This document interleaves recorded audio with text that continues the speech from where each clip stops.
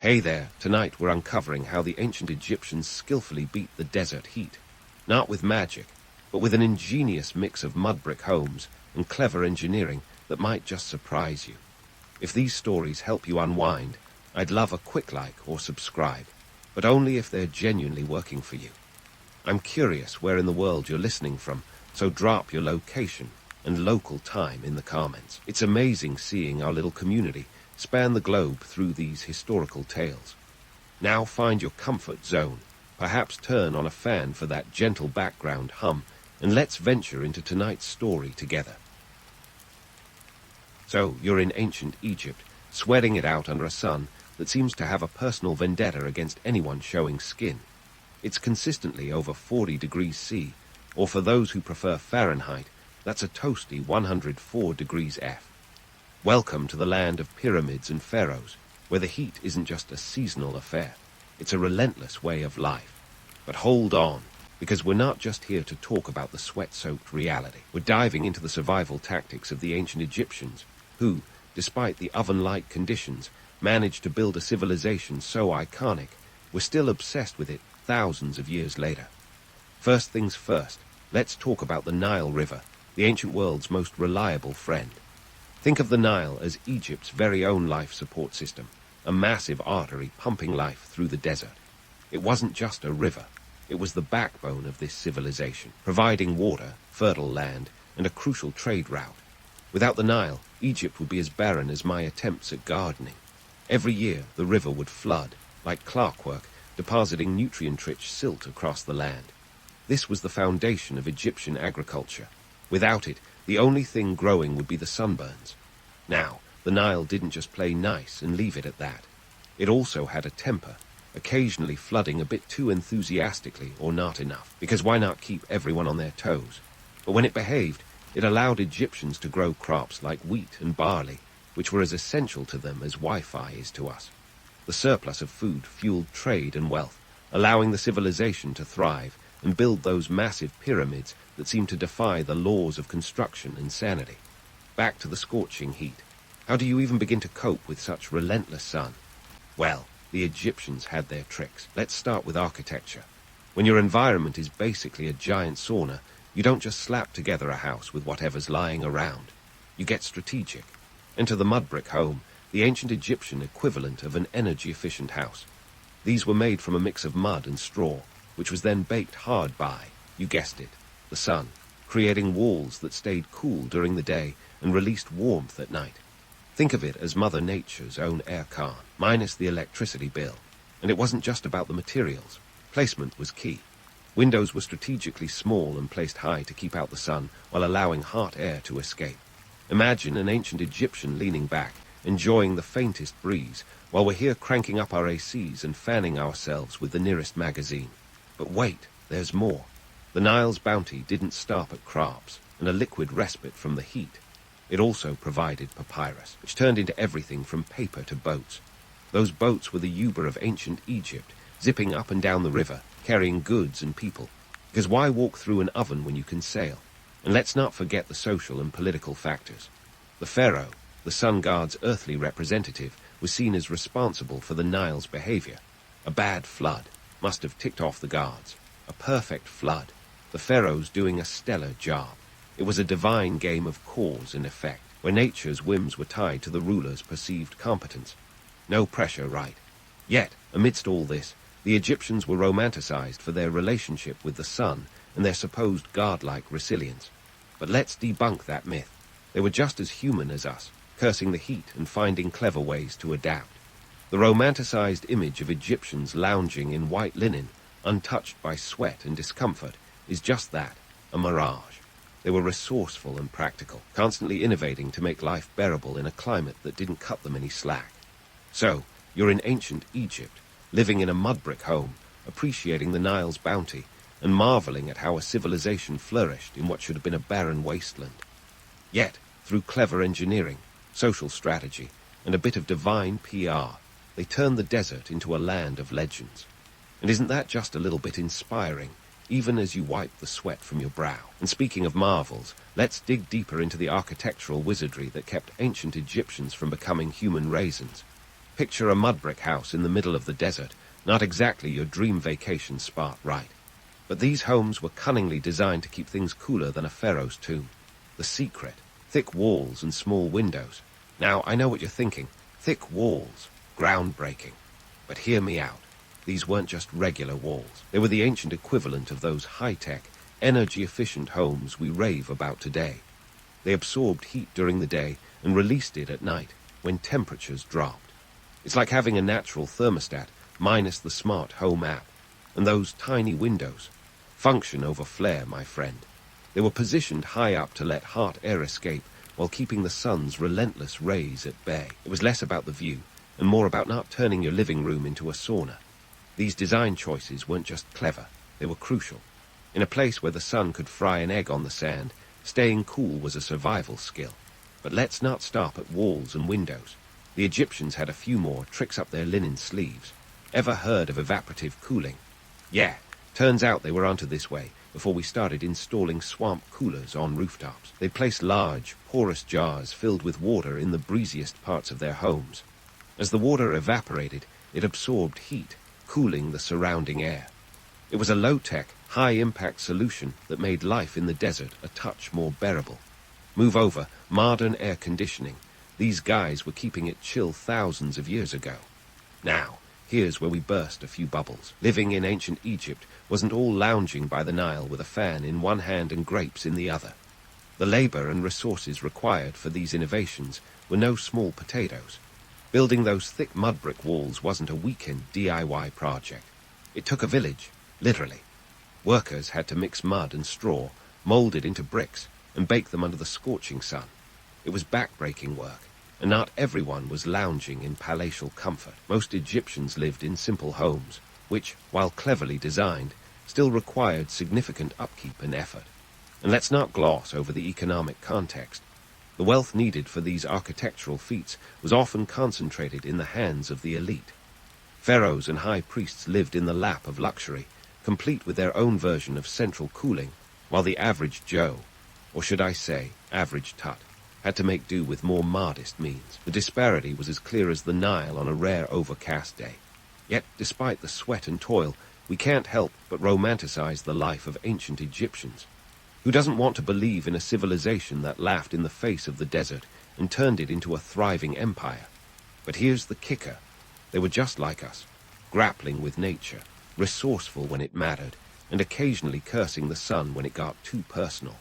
The romantic notion of a simple, idyllic life is tempting, but the reality was a mix of ingenuity and hard graft.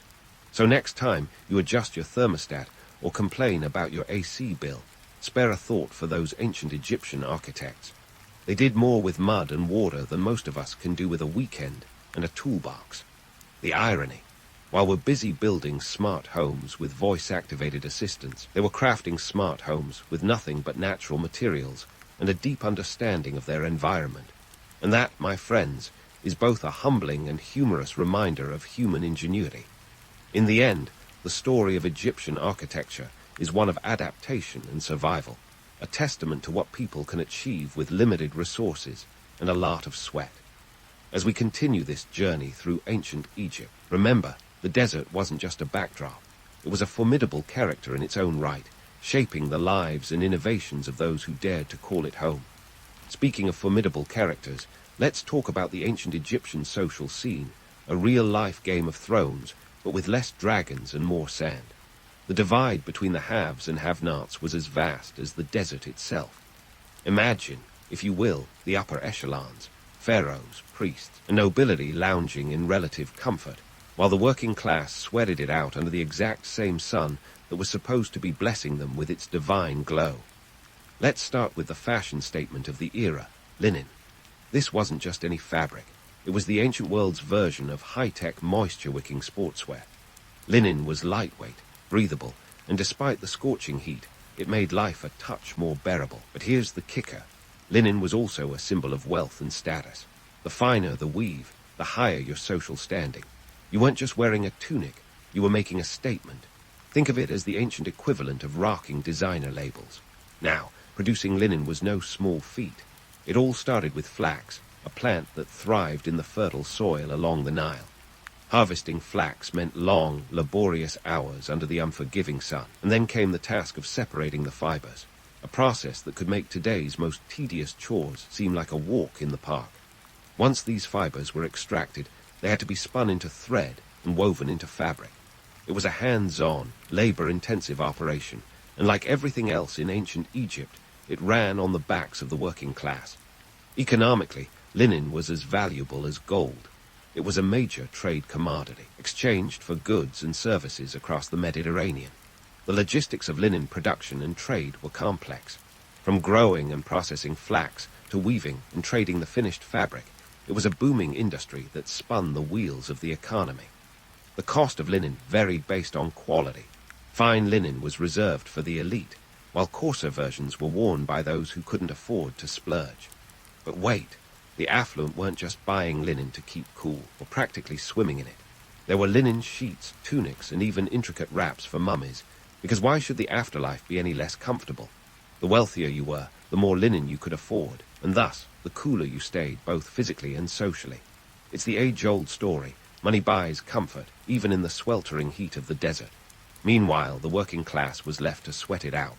Their homes were simpler, their resources fewer, and their clothing far less luxurious. While the elite enjoyed lavish banquets, cooled by servants with palm fronds, the average laborer was slogging through the sand, possibly dreaming of a linen tunic that didn't itch like crazy. There's a romantic notion of egalitarianism in ancient Egypt, but let's debunk that myth. The social hierarchy was as rigid as the pyramids themselves. The disparity was palpable. Wealth meant more than just comfortable clothing. It meant access to better food, cleaner water, and the luxury of leisure time. The elite could afford to spend their days in relative repose, dabbling in arts and education, while the majority toiled to keep the civilization running.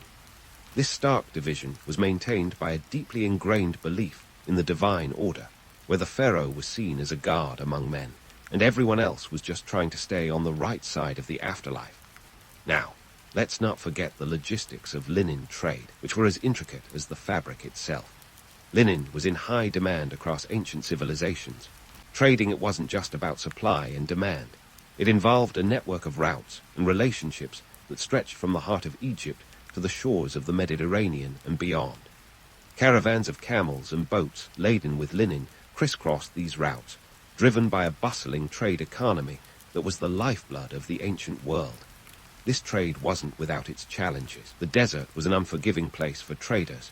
Sandstorms, bandits, and the ever-present heat made every journey a gamble, but the rewards were worth the risks. Linen was exchanged for rare commodities like cedar from Lebanon, spices from the east, and even precious metals.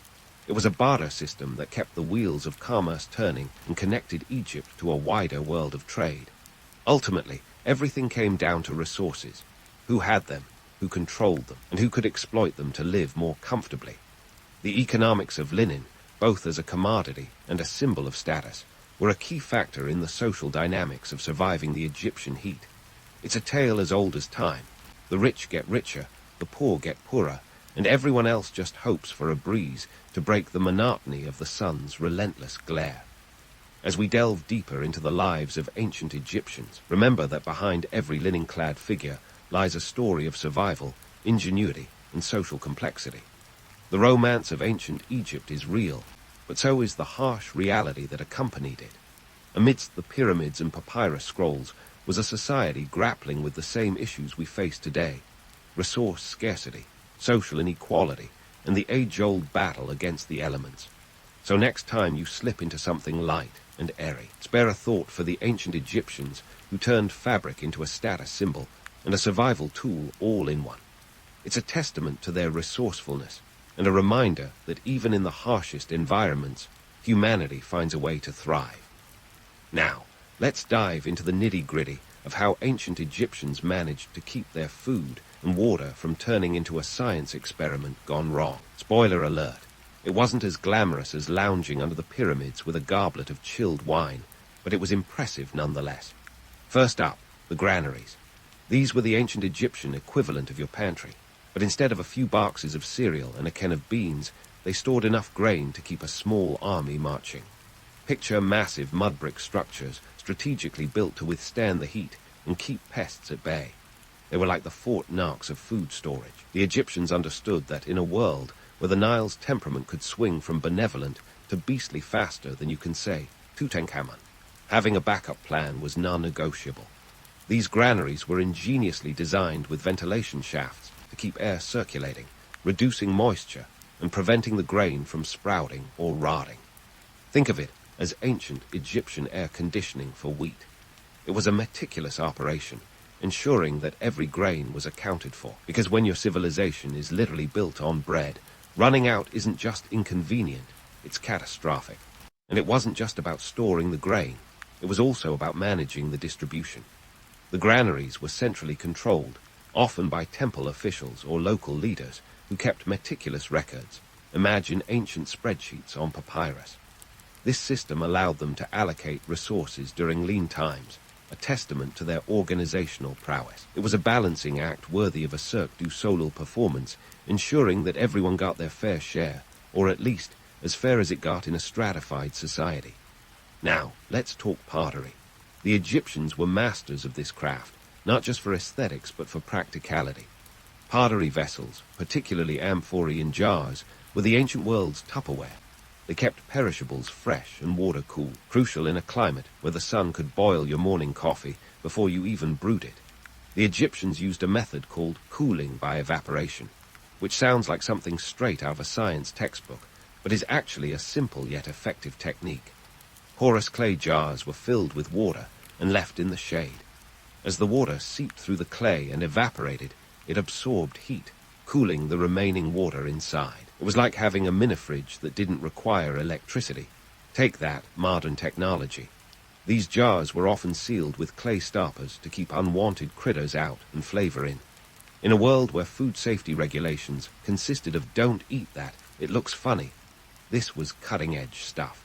The pottery was not just functional, but also beautifully decorated, serving as both storage and art. Because why not make your Tupperware look like something you'd see in a museum? And then there's beer. Ah, beer, the nectar of the gods, or at least the working-class hero of beverages in ancient Egypt. It wasn't just a drink. It was a staple, a source of nutrition, and a safer alternative to the often questionable water supply. Forget the image of beer as a luxury enjoyed only by toga-clad Romans.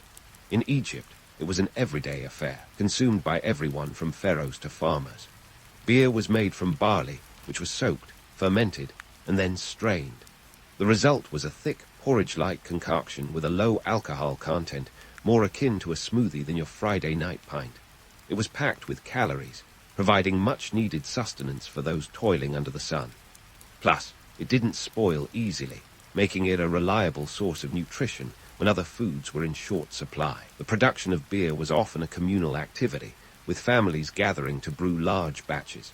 It was a social event, a chance to bond and share stories, much like a neighborhood barbecue, minus the grill and with a lot more clay parts. The Egyptians even had a goddess of beer, Tenenet, who was worshipped much like we revere coffee on a Monday morning. Economically, beer was a big deal. It was used as wages for laborers, traded for goods, and even offered to the gods in religious ceremonies. It was a liquid asset in the most literal sense, fueling both the workforce and the spiritual life of the nation. In a way, beer was the great equalizer, bridging the gap between the elite and the everyday people, a testament to its cultural significance. So, while the romanticized vision of ancient Egyptian luxury might conjure images of opulent feasts and endless indulgence, the reality was a bit more down-to-earth. Their survival hinged on clever engineering, communal effort, and a healthy dose of pragmatism. They didn't just build pyramids, they built a society that could withstand the whims of nature with grace and grit. The myths of Egyptian luxury often overlook the ingenuity and resilience required to thrive in such an unforgiving environment. Their story is one of survival against the odds, a reminder that behind every grand monument lies a foundation of hard work, innovation, and the occasional clay jar of beer. As we continue to unravel the complexities of ancient Egyptian life, remember that their achievements were not just feats of engineering, but triumphs of human spirit. They faced the same challenges we do today: resource management, climate adaptation, and the eternal quest for a better life. And while they might not have had Wi-Fi, they had something arguably more valuable: the knowledge that even in the harshest conditions, a little ingenuity can go a long way. So, with all this in mind, how does ancient Egypt's clever climate control echo through the corridors of time into our modern world? Well, let's take a stroll down the lanes of sustainable architecture and see just how these desert dwellers have left their mark. And spoiler alert, it's more than just inspiring us to slap a few pyramids on our slot machines or build obelisks in our cities. First off, let's talk about passive cooling, a concept so old it predates your grandma's apple pie recipe. Ancient Egyptians were basically the OGs of passive solar design. They used thick walls, small windows, and strategic placement to control temperature, techniques that are making a major comeback in the age of climate change. Modern architects are now revisiting these ideas, using materials like concrete and insulated glass to mimic those ancient mud brick masterpieces. It's like looking back to the future, minus the DeLorean. Take, for example, the concept of thermal mass, which sounds like something a mad scientist might dream up, but really, it's ancient wisdom repackaged for the 21st century. By using materials that absorb and slowly release heat, buildings can maintain a stable indoor temperature without the need for power-hungry HVAC systems. It's the same principle that kept those Egyptian homes comfortable, now helping us reduce energy consumption and our carbon footprint. It's a win-win, saving the planet and your wallet from the dreaded utility bill. And then there's evaporative cooling. You probably think of this as that one setting on your air conditioner you never use, but the Egyptians were pros at it. Modern architects have taken a page out of their papyrus scrolls, integrating water features and strategically placed vents to create natural cooling systems. From the sweltering skyscrapers of Dubai to the sun-baked suburbs of Los Angeles, this ancient technique is proving that sometimes the old ways really are the best. Now, let's not forget the Nile's contribution to sustainable living. The river was the lifeline of Egypt, and its annual floods were the original model of resource management. Today, the principles of water conservation and efficient irrigation are more crucial than ever. Modern engineers are developing sophisticated systems to mimic nature's cycles, capturing rainwater and reusing grey water to keep our own urban jungles green. It's a nod to an ancient practice that was born out of necessity, but remains relevant in a world grappling with water scarcity. And speaking of water, let's talk about the legacy of papyrus. No, not as boats or paper, but as a symbol of sustainable resource use. The Egyptians had a knack for utilizing every part of this plant, from its roots to its reeds, demonstrating a zero-waste philosophy that many modern environmentalists strive for. Today, we see this ethos in the rise of biodegradable materials and the push for recycling, concepts that might seem new but have roots as ancient as the pyramids. But here's the kicker. The notion that ancient equals primitive is a myth as persistent as the idea that cats are aloof, and we all know who ruled both Egypt and the internet. The Egyptians were not just surviving, they were innovating, blending practicality with a touch of divine inspiration to create systems that worked harmoniously with their harsh environment. They managed to transform a barren desert into a buzzing empire, all while dealing with challenges that would make even the most seasoned city planner break out in a cold sweat. And let's not overlook the economic implications of these ancient innovations. The efficient use of resources wasn't just a matter of comfort, it was a cornerstone of the Egyptian economy. By maximizing agricultural output and minimizing waste, they created a surplus that fueled trade and wealth. This economic model is echoed today in the push for circular economies, where waste is minimized and resources are continually reused, a concept that's as relevant now as it was 4,000 years ago. So, while we might not be building ziggurats in our backyards or navigating the Nile on papyrus boats, the legacy of Egyptian ingenuity is alive and well. It's a reminder that human creativity knows no bounds, even when faced with the most challenging of climates. We've come a long way from mud brick houses and beer-based diets, but the essence of those ancient innovations remains a guiding light. In the end, the story of ancient Egypt isn't just about pyramids and pharaohs. It's about a civilization that understood the delicate balance between humanity and nature. They were masters of adaptation, crafting solutions that were as sustainable as they were brilliant. And as we face our own environmental challenges, perhaps we can draw inspiration from those who came before us, remembering that sometimes the answers to our modern problems lie not in new technology, but in the wisdom of the past. So, next time you adjust your smart thermostat or sip on a sustainably brewed beer, think of the ancient Egyptians. They were the original eco-warriors, living proof that with a little ingenuity and a lot of grit, we can turn even the harshest environments into thriving societies. And if that's not a legacy worth celebrating, I don't know what is. The 16th century was buzzing in Safavid Persia, a time when everyone was on the edge of their Persian rugs, quite literally. Carpet weaving was the talk of the town, the social media of the day, and Shah Abbas I was at the helm, turning the whole thing into a cultural juggernaut. If you think of Shah Abbas as the Steve Jobs of carpets, it's not far off. The guy had a vision, and he had the charisma to back it up. He took what was essentially a functional item, something you'd walk all over, and elevated it to a symbol of power and prestige. Let's set the scene. Shah Abbas I comes into power, and the Safavid economy is about as lively as a wet noodle. But Abbas, with the mind of a savvy entrepreneur, sees an opportunity in these intricately designed floor coverings. This is the guy who recognized that carpets weren't just for keeping your feet off the cold stone floors, but could be the medieval equivalent of a power suit. He wasn't just weaving wool, he was weaving an empire, one carpet at a time. What made these carpets such a big deal? Well, for starters, the economic impact was massive. We're talking about a time when Persia was a hub on the Silk Road, and the demand for luxury items was skyrocketing. Carpets made in workshops across the empire, especially in places like Isfahan, Kashan, and Tabriz, were being traded across Europe and Asia. They were status symbols, much like the latest tech gadgets today.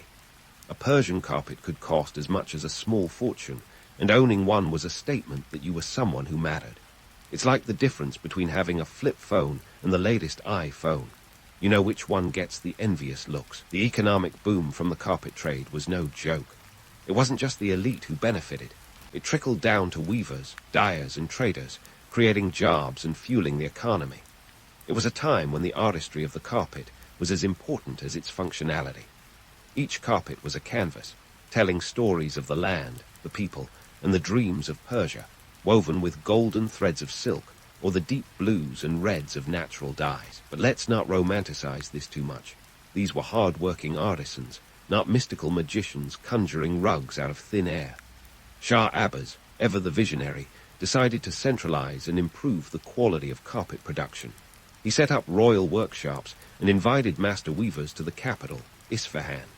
This was a smart move, akin to a tech giant consolidating talent in Silicon Valley.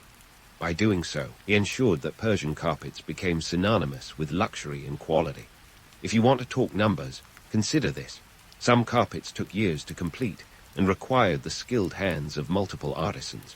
We're talking about labor-intensive work that resulted in pieces of art that could transform a room or a palace. Now, let's tackle some of the myths floating around. People like to think Persian carpets were just fancy floor coverings, but they were much more than that. These were political tools. When Shah Abbas sent a carpet as a gift, it was the medieval equivalent of a diplomatic power move. It said, "Look at us. We have the resources and talent to create something this exquisite. What can you do?" It was soft power wrapped in silk and wool. And then there's the myth of the lone artisan, weaving by candlelight in a tiny village.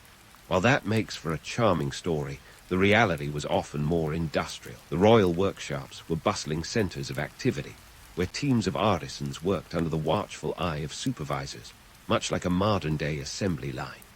The romantic notion of a solitary artist doesn't quite capture the scale of what was happening. If you're wondering why carpets were such a big deal, remember that they were one of the few portable luxury items of the time.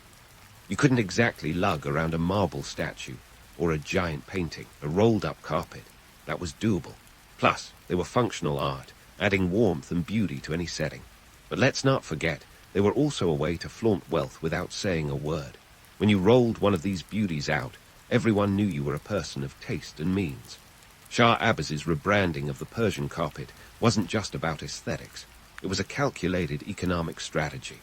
The Safavid dynasty was keen on making Persia a trade powerhouse, and carpets were at the heart of this plan. They were exported far and wide, reaching the courts of Europe, where they were admired and coveted. The allure of these carpets lay not just in their intricate designs, but in the tales they told and the prestige they carried. In a world where news traveled slowly, carpets were like the newsfeed of the elite. They carried stories of conquest, mythology, and the everyday life of Persia. Each design motif had meaning, from the garden layouts symbolizing paradise to the wild beasts that represented the untamed spirit of the empire. Understanding a Persian carpet was like reading a book, except much more expensive and without the need for a bookmark. So, what should we take away from all this? Well, next time you see a Persian carpet, think of it as more than just a pretty decoration. Think of it as a piece of history, a slice of economic strategy, and a symbol of power that once connected empires. Shah Abbas might not have been designing iPhones, but he was definitely ahead of his time in understanding how to weave culture, commerce, and power into something that would last for centuries.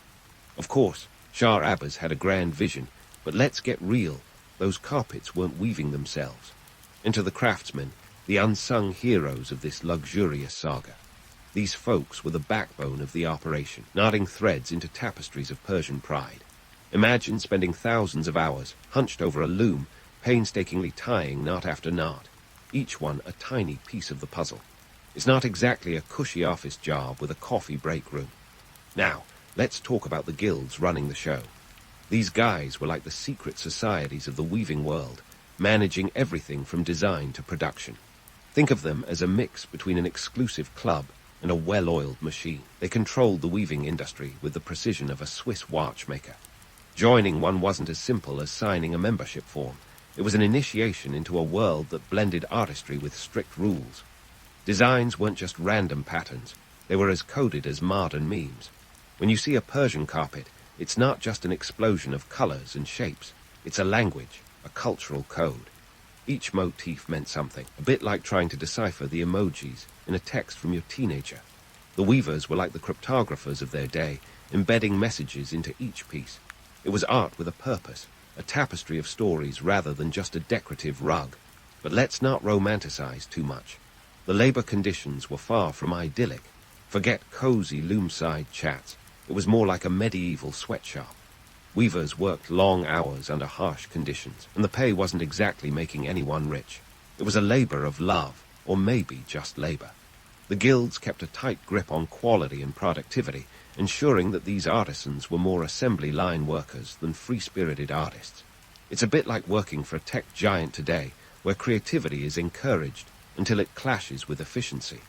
Now, let's dive into the economics of it all. We're talking silk, wool, and natural dyes, the holy trinity of Persian carpets. Silk was like the gold standard, and it wasn't cheap. Weavers needed a steady supply to keep those looms humming, so the economics of silk was as critical as today's oil markets. Wool was more abundant, but still required careful sourcing. It had to be the right quality, or the whole thing would unravel, literally. And those vibrant colors, they came from natural dyes, each sourced with precision. Think saffron for yellow, indigo for blue, and cochineal insects for red. Yes, you heard that right, bugs. Bug juice was the secret to those rich reds. The dyeing process was an art form in itself, a chemistry experiment that would make your high school science teacher proud. But it was also an economic game, as the cost of these materials could make or break a workshop's bottom line. The Persian carpet industry wasn't just about aesthetics. It was about economics, politics, and power. The guilds were the gatekeepers, ensuring that only the highest quality carpets left the workshops. They were the quality control, the brand managers long before the term existed. And the weavers, they were the unsung artisans, the hands behind the masterpieces, laboring away in conditions that would make even the most dedicated workaholic shudder. So next time you walk over a Persian carpet, give a nod to those craftsmen. They were the ones weaving not just wool and silk, but the very essence of Persian culture. It's a legacy that threads through history, a testament to the skill and dedication of those who toiled away, knot by knot, to create something truly timeless. And remember, while the carpets might look like they tell a simple story, there's a whole lot more woven into those threads than meets the eye. While we tiptoe over these intricate masterpieces, let's pivot to how Persian carpets became the 17th century equivalent of social media influencers, splashing their opulence all over Europe. Picture a time when Instagram wasn't a thing, and the closest you got to flaunting your luxury lifestyle was by rolling out a Persian carpet in the middle of your European manor. These carpets were the original flex, the ultimate status symbol that had the aristocrats of Europe throwing their gold coins like confetti at a wedding. Now, why were these European nobles so eager to part with their fortunes? 2 words: exotic allure. In an age where the East was shrouded in mystery and mystique, owning a Persian carpet was like owning a piece of that enigmatic world. These weren't just rugs, they were narrative tapestries, with each knot telling tales of Persian gardens, mythical beasts, and celestial heavens. The symbolism woven into these carpets was a language in itself, a mesmerizing mix of art and storytelling that left European admirers spellbound. Let's dive into the numbers, shall we? A high-quality Persian carpet could easily cost the equivalent of a luxury car today. We're talking about hundreds, sometimes thousands of gold ducats, depending on the size and intricacy of the design. The wealthiest patrons, from the Medici in Italy to the Habsburgs in Austria, were willing to pay these staggering sums to adorn their palaces and castles. For them, it wasn't just about floor decor. It was about making a statement, much like posting a picture of your brand new sports car on social media with a hint of humble brag. But let's bust a myth that's been floating around for ages: the flying carpet. Alas, the Persians, for all their weaving prowess, weren't crafting magic carpets capable of airborne journeys. This fanciful idea likely stems from the enchanting designs that seem to lift the imagination. While these carpets could transport the mind, they remained stubbornly earthbound. The only way a Persian carpet was taking flight was if it was being loaded onto a ship bound for Europe. Speaking of logistics, getting these hefty creations from Persia to the parlors of European elites was no small feat. Forget about 2-day shipping. This was a time when transporting a carpet was a months-long ordeal. Caravans would haul these rolled treasures across the rugged terrains of Persia, eventually reaching ports like Bandar Abbas. From there, they were shipped to the bustling trade hubs of the Mediterranean. Picture the logistical nightmare: coordinating camels, sailors, and merchants to ensure these precious cargoes arrived intact. Each carpet's journey was an epic tale in itself, fraught with risks from bandits to treacherous seas. The economic impact of this trade was monumental. The revenue generated from carpet exports helped fill the coffers of the Safavid treasury, reinforcing Persia's position as a major player in international trade. It wasn't just about the money, though. These carpets acted as cultural ambassadors, spreading Persian aesthetics and artistic values across continents. In a way, each carpet was a silent diplomat, whispering stories of Persia's grandeur to those who unrolled them in faraway lands. With the demand for Persian carpets soaring, a new wave of artistic innovation swept through the Safavid workshops. Weavers experimented with new motifs and techniques, pushing the boundaries of their craft. This was an era where creativity was king, and the looms of Persia became the incubators of an artistic revolution. The intricate floral patterns, geometric designs, and vibrant colors were nothing short of visual poetry, capturing the imagination of anyone fortunate enough to gaze upon them. But let's not get too carried away with romantic notions. The reality of the weavers' lives was far from the idyllic image one might conjure. These artisans toiled under strict conditions, with deadlines that would make modern project managers break into a sweat. The pressure to produce flawless carpets was immense, and a single mistake could ruin months of painstaking work. Yet, despite these challenges, the allure of Persian carpets endured, transcending borders and centuries. They became coveted collectibles, passed down through generations, each one bearing the marks of its journey and the stories of those who walked across its threads. Today, when we admire a Persian carpet, we're not just seeing a piece of art, we're witnessing the legacy of an empire that wove its way into the fabric of history. As we prepare to unravel more threads of this tale, remember that Persian carpets were more than just floor coverings. They were the influencers, storytellers, and power brokers of their time, weaving a narrative that continues to captivate us. And while they didn't quite take to the skies, they certainly lifted the spirit, proving that sometimes the greatest journeys begin right under our feet. Now, as we meander through the plush corridors of diplomatic intrigue. Let's talk about how Persian carpets became the ultimate soft power tools of the Safavid Empire. These were not just your average rugs. They were the swag bags of international politics, smoothing over negotiations and impressing ambassadors with a weave of silk and strategy. Picture a time when the stakes were high, and carpets were the unsung heroes of diplomacy. No need for pens and papers when you could unroll a masterpiece and let it do the talking. The Safavid Empire was like the grandmaster of a political chess game, with Shah Abbas moving pieces across a board that spanned continents. He wasn't just a ruler, he was a maestro of political maneuvering. In this high-stakes game, Persian carpets were his bishops, sliding diagonally across the geopolitical landscape, subtly influencing alliances and rivalries. Imagine the intricate patterns of these carpets as metaphors for the complexities of diplomacy. More wool, fewer dragons, but every bit as captivating as Game of Thrones. Consider the year 1600, when the Safavid Empire was at its zenith, and Shah Abbas was busy weaving political alliances like a maestro orchestrating a symphony. In this delicate dance of diplomacy, carpets were the gifts that kept on giving. They were the ultimate conversation starters, a way to say, we're sophisticated, we're cultured, and we can weave circles around you. Literally. It wasn't just about the aesthetics, though. These gifts were calculated gestures, designed to win hearts and minds as effectively as any treaty. Unrolling a Persian carpet in a foreign court was akin to dropping a mic after a killer speech. The visual splendor was undeniable, but the real magic lay in the message it sent. It signaled the Safavid Empire's economic prowess and cultural sophistication, a soft power play that whispered, "Join us, and you too can bask in the glow of our opulence."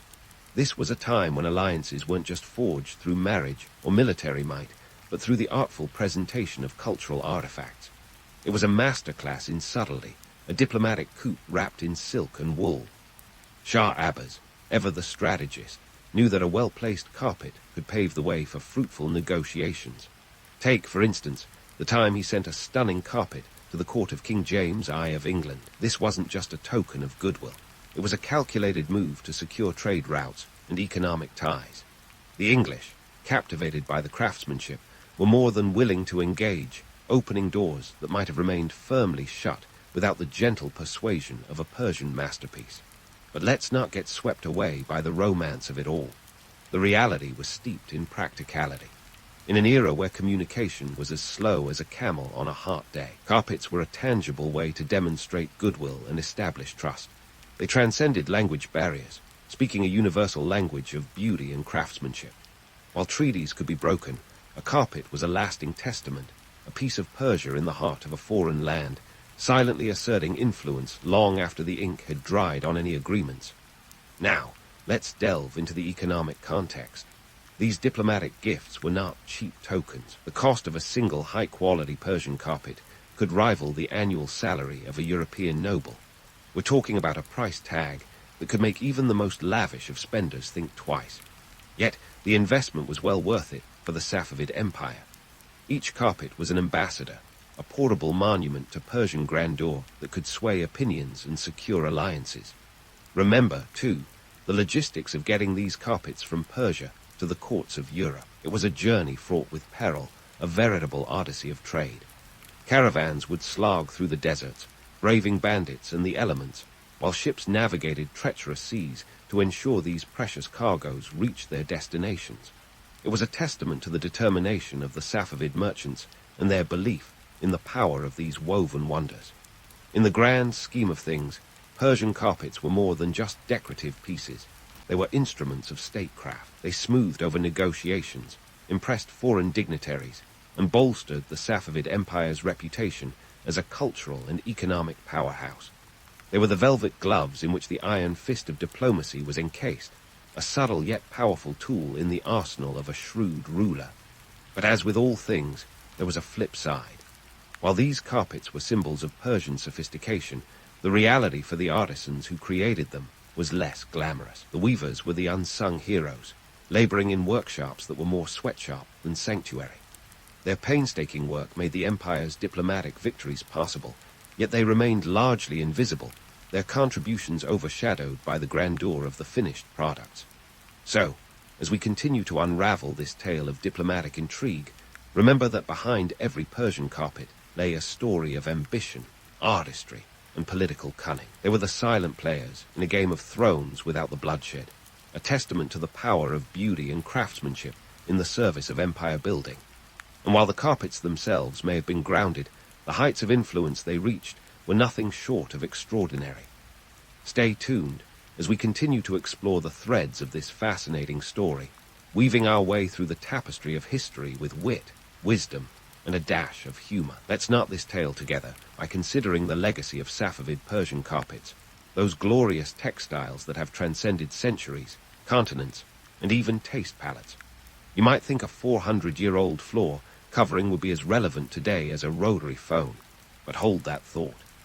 These carpets are still the Rolls-Royces of interior design, the epitome of luxury and craftsmanship that even the most discerning of modern aesthetes can't resist. We're talking about a legacy that could make even the most seasoned art historians swoon like a teenager at a boy band concert. Take a stroll through any high-end auction house today, and you'll find Persian carpets commanding prices that would make a billionaire blink. In 2013, a 17th century Persian carpet sold for a jaw-dropping $33. $8 million at Sotheby's, New York. That's right, folks. We're not just talking about a pretty rug here. We're talking about a masterpiece that costs more than a private jet. This isn't just about owning a decorative item. It's about possessing a slice of history, an artifact imbued with the cultural and artistic prowess of an empire long gone but never forgotten. But why do these carpets still hold such sway over us? Let's unravel this mystery. For starters, it's about craftsmanship. Each Persian carpet is a testament to the laborious dedication of its creators, who spent years hunched over looms, knotting threads into intricate designs that tell stories of paradise gardens and mythical creatures. This level of artistry is as rare today as finding a unicorn at a petting zoo. It's not just a rug, it's a narrative woven in wool and silk, a storytelling device that has outlasted the storytellers themselves. Now, let's talk authenticity. In today's market, where knockoffs are as ubiquitous as cat videos on the internet, owning an authentic Persian carpet is akin to having a Picasso in your living room. These carpets are the real deal, the high watermark of authenticity, and spotting a genuine article from a mass-produced imposter is a skill as coveted as the carpets themselves. It's a market where provenance is everything, and a carpet's history is as important as its patterns. Forget about the made in China sticker. This is about woven in Persia, a tag that carries weight, prestige, and a hefty price tag. And let's not forget the romance. There's something undeniably alluring about owning a piece of history, a tangible connection to a world that once was. It's like having a time machine for your feet, a portal to the past that invites you to step into the opulent courts of the Safavid Empire every time you walk across the room. These carpets are conversation starters, the kind of statement pieces that make guests pause, stare, and inevitably ask, what's the story behind this? It's the kind of cultural cachet that no amount of minimalist modern art can replicate. However, the romance doesn't overshadow the reality. The modern carpet market is a battleground of authenticity versus imitation, with buyers navigating a maze of fakes, reproductions, and the occasional genuine masterpiece. It's a bit like online dating, lots of swiping left until you find the one.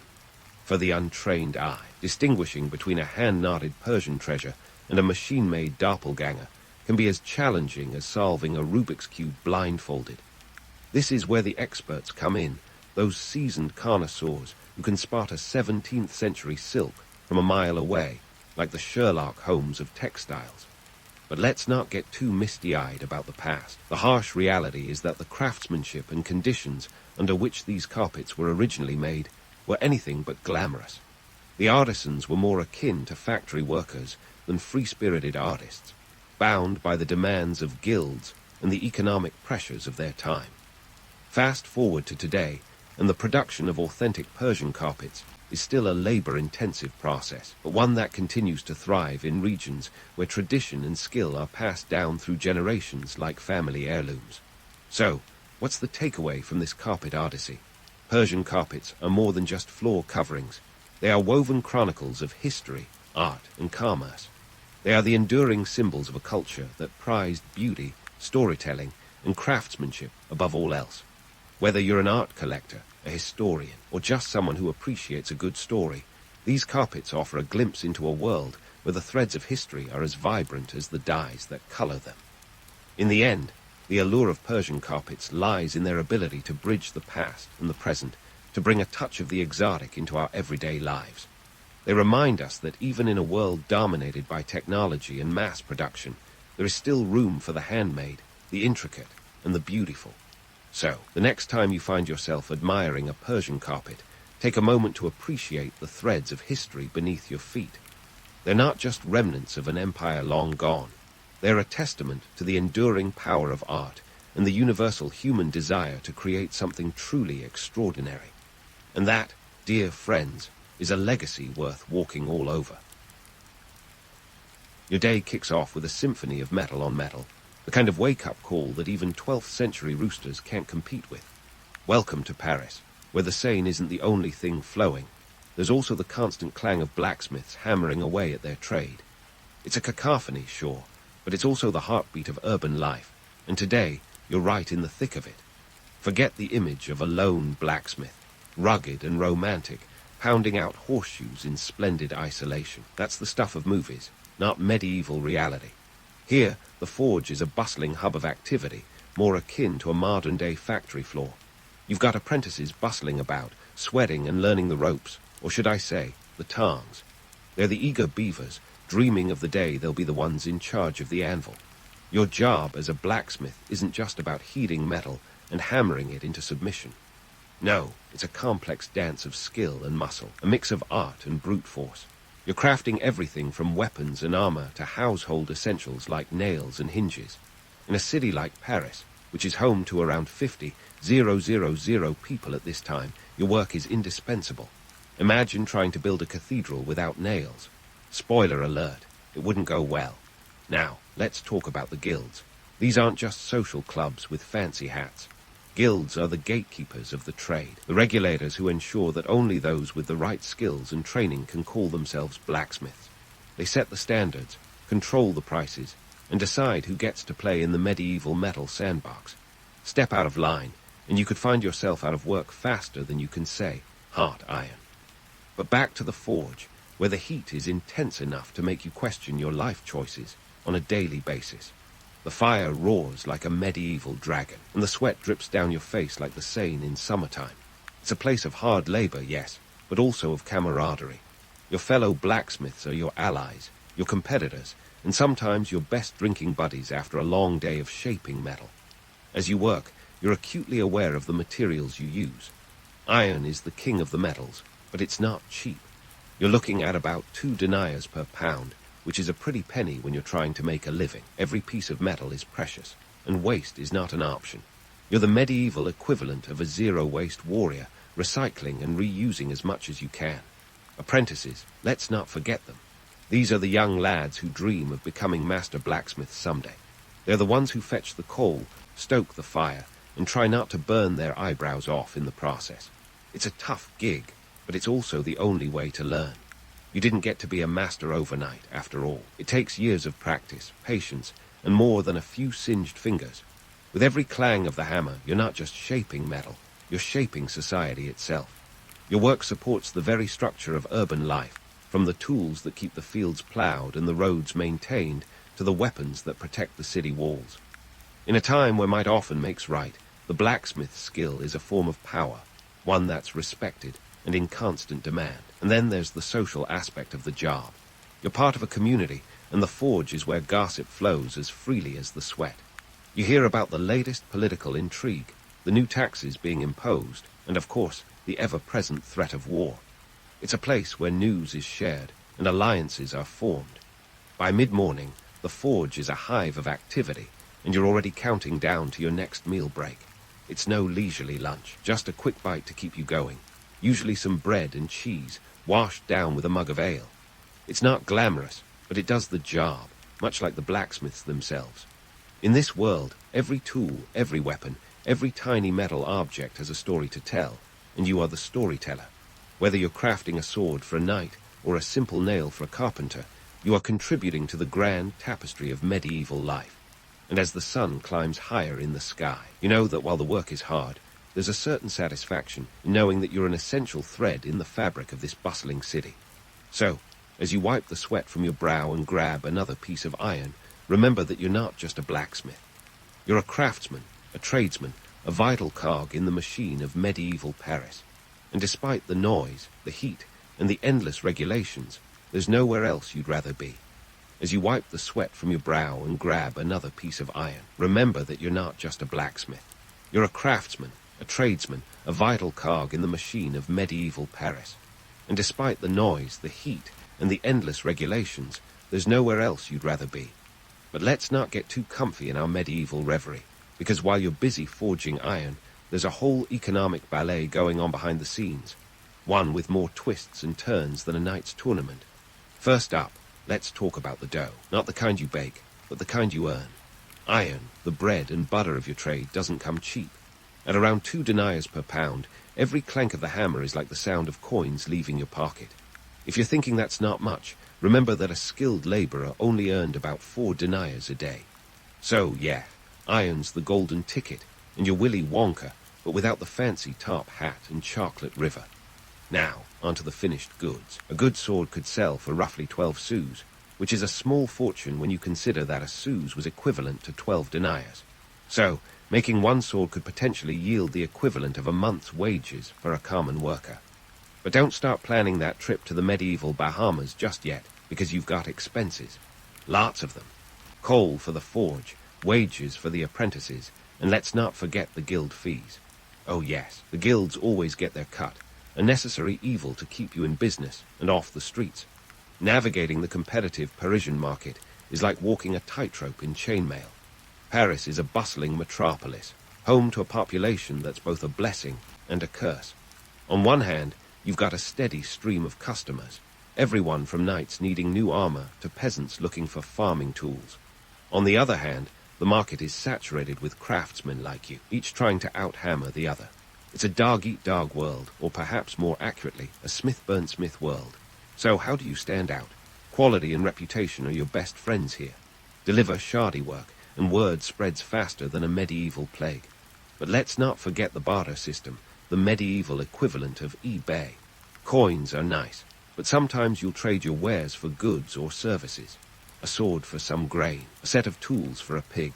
It's all part of the daily hustle. The beauty of bartering is that it allows you to stock up on essentials without parting with hard cash. It's a game of negotiation, and you become as skilled in haggling as you are in hammering. And speaking of relationships, let's not underestimate the importance of staying in cahoots with other craftsmen. Keeping the peace with the local carpenter or mason is more valuable than a pot of gold. You see, a blacksmith doesn't work in isolation.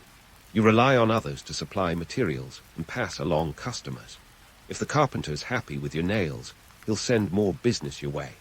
If he's not, well, let's just say you might find yourself in need of a new career. The medieval LinkedIn is alive and well, and you're networking harder than a modern-day influencer. To make matters more interesting, there's always the looming spectre of new taxes. The king's coffers are as insatiable as a dragon's appetite, and guess who's footing the bill? That's right, you and your fellow tradesmen. New levies appear with alarming frequency, each one threatening to tip the delicate balance of your financial stability. It's a constant juggling act, and you're the medieval equivalent of a Wall Street trader, minus the suits and skyscrapers. And then there's the church. Ah, the church. Both a source of salvation and a constant drain on your resources. Tithes are a must. The spiritual protection they offer might save your soul, but they won't save your wallet. In this world, where the divine and the temporal are intricately intertwined, your fate is often as much in the hands of the clergy as it is in your own. As the sun starts its slow descent, casting long shadows over the cobblestones, you're still at it, forging away with a rhythm that's as much a part of you as your own heartbeat. Each piece of metal you shape is a testament to your skill and perseverance, a small victory in the ongoing battle to carve out a living in this bustling city. It's a hard life, but it's yours, and there's a raw, unfiltered satisfaction in knowing that. But don't get too comfortable. The day's not over yet, and neither is this tale of medieval metal and money. The economic dance of the blacksmith is far from finished, and there's plenty more to explore in the world of Parisian trade and tradition. So, as you hang up your apron, and prepare for another day of hammering out a living. Remember, in the medieval marketplace, you're not just selling metal, you're selling a piece of yourself. As the embers in your forge flicker and crackle into the afternoon, the hustle and bustle of medieval Paris is your soundtrack. But let's take a moment to step back from the anvil and delve into the political and social web that's as intricate as the chainmail you craft. You see, being a blacksmith in 12th century, Paris didn't just make you a master of metal. It thrust you into the heart of the community, a de facto player in the medieval power game. Forget the notion of the blacksmith as a mere hammer swinger.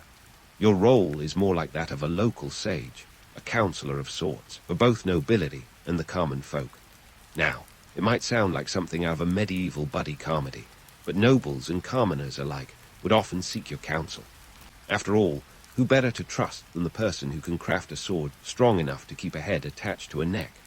Nobles might consult you for your expertise on weaponry, while your fellow townsfolk might need a reliable source for the latest scuttlebutt or advice on a particularly tricky repair. You're the medieval equivalent of a community notice board, except with a lot more fire and iron. Speaking of power, let's not forget the gilded elephant in the room, the church. In this era, the church wasn't just a spiritual guide. It was a juggernaut of influence and authority. Your role as a blacksmith meant you were often at the mercy of their whims. The church had its own forges and craftsmen, of course, but they relied on local blacksmiths for everything from simple tools to the ornate ironwork that adorned their cathedrals. It's a love-hate relationship, really. On one hand, they're a major customer, and on the other, they're a relentless force of moral and financial obligation. A tithe here, a donation there. It's enough to make you wonder if divine favor is really worth the price of admission. Yet, despite the church's towering presence, it's the guilds that hold the keys to your professional kingdom. Think of them as the medieval mafia, minus the cement shoes. These guilds are more than just trade unions. They're the arbiters of quality and conduct, the protectors of the craft. They ensure that you don't cut corners or, heaven forbid, undercut prices. Step out of line, and you might find your shop mysteriously empty of customers. The guilds wield power with a deft hand, protecting their own, while making sure the trade remains as exclusive as a royal banquet. They're the gatekeepers of your profession, and while their rules can feel stifling, they also provide a certain security in the chaotic dance of medieval commerce. But let's not pretend it's all rigid rules and ironclad regulations. There's an element of camaraderie and mutual respect among blacksmiths, a sense of belonging to something greater than oneself. It's not uncommon for a blacksmith to be called upon to mediate disputes or to lend an ear to the woes of the community. You're the fixer, the confidant, the one who can be counted on to keep a secret as well as you keep a fire stoked. In a world where alliances are as fleeting as a summer rain, your steady presence is a rock in the stormy sea of medieval life.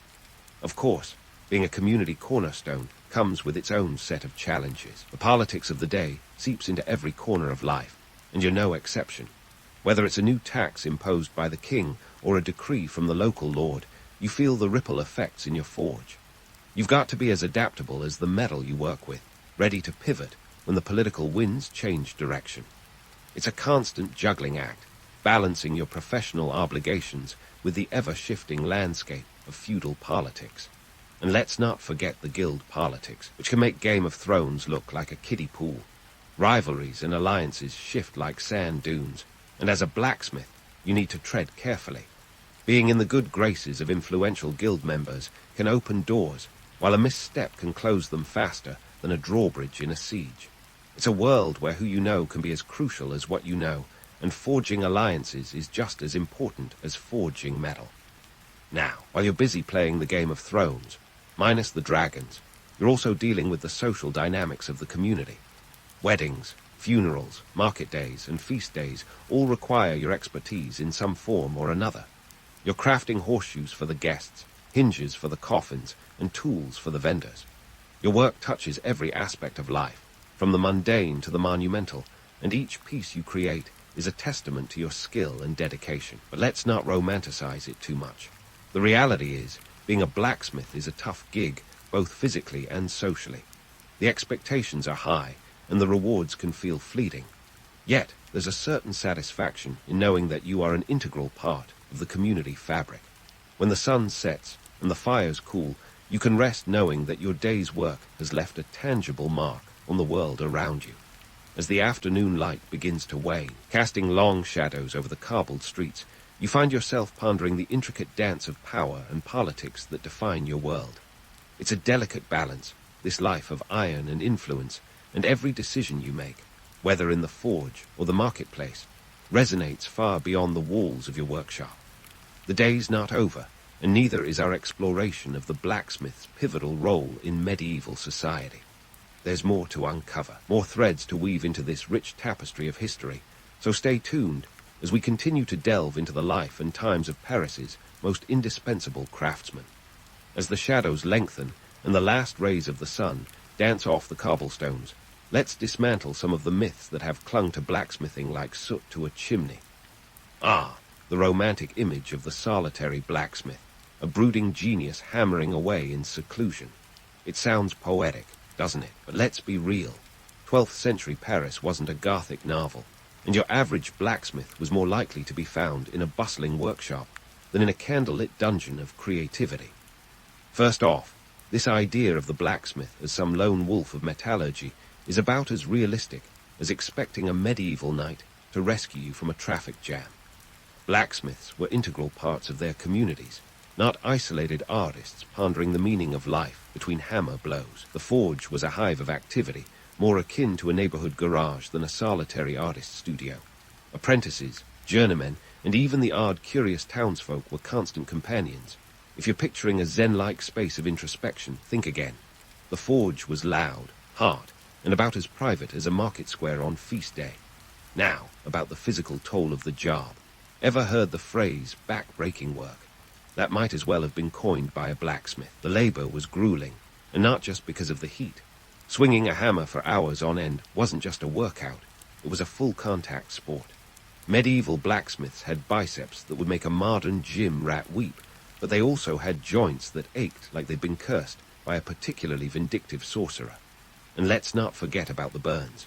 If you thought a sunburn was bad, try catching a stray spark from an iron bar heated to 2,000 degrees Fahrenheit. The forge itself was a perilous place. Picture this, a roaring fire, molten metal, and a constant symphony of clanging. It's a wonder blacksmiths didn't start and end their careers as crispy critters. Safety standards were as non-existent as unicorns, and the hazards were very real. Historical records, like those from the monk Theophilus in his De Diversis Artibus, mention the importance of cautiously handling the heated iron, lest it should burn the flesh.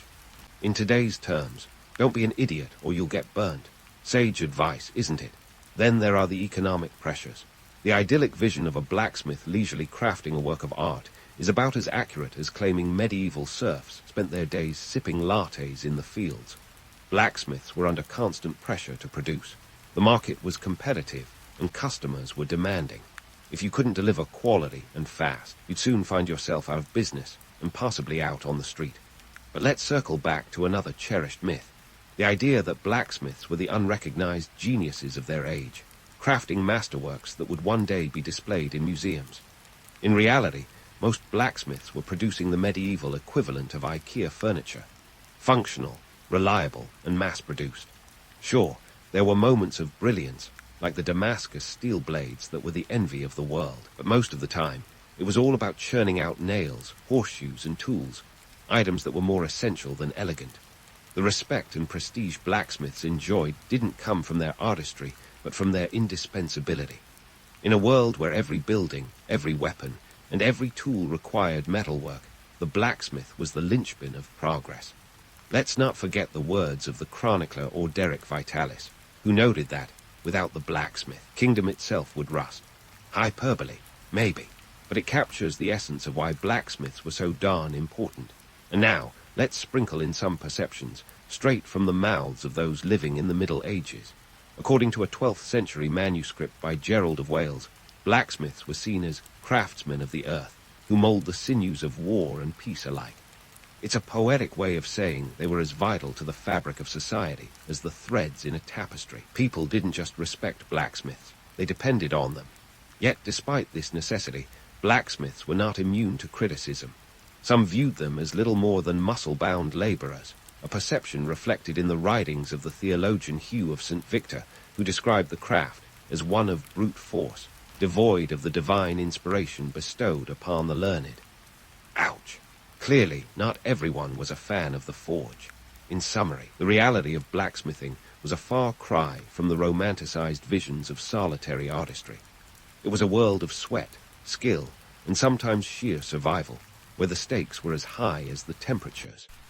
As we continue to journey through the life of a medieval blacksmith, remember that every clang of the hammer was not just an act of creation, but a testament to resilience and adaptation in an unforgiving world. So, while the sun dips below the horizon and the flames of the forge cast flickering shadows on the walls, let's leave our blacksmith to his evening routine. Tomorrow brings another day of hammering out a living in the heart of 12th century Paris, and there's still more to uncover in this saga of metal and might. But as you hang up your apron and the last flickers of the forge fade into the night, it's time to ponder the legacy of blacksmithing, an art as enduring as the iron itself. You see, while your daily grind in 12th century Paris might seem a world away from our modern conveniences, the impact of your craft has echoed through the ages like a well-struck anvil. Let's fast forward a bit, shall we? The Industrial Revolution comes barreling through history like a steam locomotive, and suddenly the blacksmith's world is turned on its head. Mass production, steam power, and later electricity would transform the landscape of metalworking forever. The quaint, clattering forge, once the heart of every village, found itself in competition with burgeoning factories. By the mid-18th century, a blacksmith was less a solitary craftsman and more a cog in a massive industrial machine. Talk about changing the game. But hold on, before we declare the death of the blacksmith, let's appreciate their ability to adapt. These folks were nothing if not resilient. As society's needs evolved, so too did the blacksmith's role. They began specializing, turning their attention to more intricate metalwork that machines couldn't quite master yet. Think of fine wrought iron gates, delicate jewelry, and precision tools. The blacksmith didn't vanish. They just got a makeover, swapping their role as generalist ironmongers for that of specialists and artisans. And then there's the matter of war. If history has taught us anything, it's that humans are endlessly creative, sometimes for better, sometimes for worse. Blacksmiths became indispensable during times of conflict, crafting the weapons and armor that armies relied on. This was true from the days of medieval knights to the trenches of World War I. The need for skilled metalworkers didn't just persist, it intensified. In fact, during World War II, blacksmiths were considered so vital that many were exempted from military service to keep wartime production humming. Talk about job security. But let's not get too carried away with the martial side of things. The real magic of blacksmithing lies in its adaptability to peaceful pursuits. Consider the agricultural revolution. No, not the one with scythes and plows, but the modern one with tractors and combines. Blacksmiths were crucial in this transition, crafting and maintaining the machinery that would revolutionize farming and, by extension, feed the world. And let's not forget the role of blacksmiths in the evolution of transportation. Before Henry Ford's assembly lines cranked out Model TS like they were going out of style, it was the blacksmith's hammer that shaped the iron horseshoes for equine transport, and later the steel rims for early automobiles. The wheels of progress, quite literally, were set in motion by the steady hands of blacksmiths. Now, in our digital age, you might think the blacksmith is as obsolete as a floppy disk. But look again. The resurgence of artisanal crafts has given blacksmithing a new lease on life. From bespoke ironwork in architecture to custom knives that would make a Michelin-starred chef drool, the craft has found its niche in the modern marketplace. There's a certain romance to metal that refuses to rust away, and people are willing to pay a premium for handcrafted goods that boast both history and heart. But why does this craft persist? Perhaps it's the primal allure of fire and metal, a dance as old as humanity itself. Or maybe it's the satisfaction that comes from creating something tangible in a world increasingly defined by the intangible. Whatever the reason, the blacksmith's legacy is a testament to human ingenuity and adaptability. And let's sprinkle in some numbers for good measure. In the United States alone, the American Farriers Association estimates there are over 25,000 farriers, essentially blacksmiths specializing in horseshoeing, actively practicing their trade. Meanwhile, Hobbyist blacksmithing has seen a renaissance, with thousands of enthusiasts worldwide taking up the hammer as a counterbalance to an era of automation. But don't just take my word for it. The words of famed British art critic John Ruskin come to mind. The art of the goldsmith, the blacksmith, and the potter are all essential to life and to beauty. Even in the 19th century, as industry loomed large, the value of craftsmanship was clear. Ruskin's sentiment underscores a timeless truth. While technology may advance, the human touch remains irreplaceable. And so, as you hang up your apron and step away from the glow of the forge, remember that your work is part of a grand tradition, one that has shaped societies and sustained economies. The blacksmith story is one of resilience, reinvention, and relevance. From the clang of metal on metal in medieval Paris to the hum of modern machinery, the blacksmith's influence is as enduring as the iron they shaped. In the end, whether it's a medieval sword or a contemporary sculpture, every piece of metalwork carries with it the echo of those who came before. It's a legacy forged in fire, tempered by time, and polished by the hands of countless artisans who dared to dream of a world shaped by their craft. So as the sun sets on this chapter of history, let's raise a toast to the blacksmith, a true testament to the enduring spirit of human creativity. Ardashir, I probably didn't think he was about to drop the mic on the Parthian Empire when he rode into the political arena around 224 CE. But hey, history's full of surprises.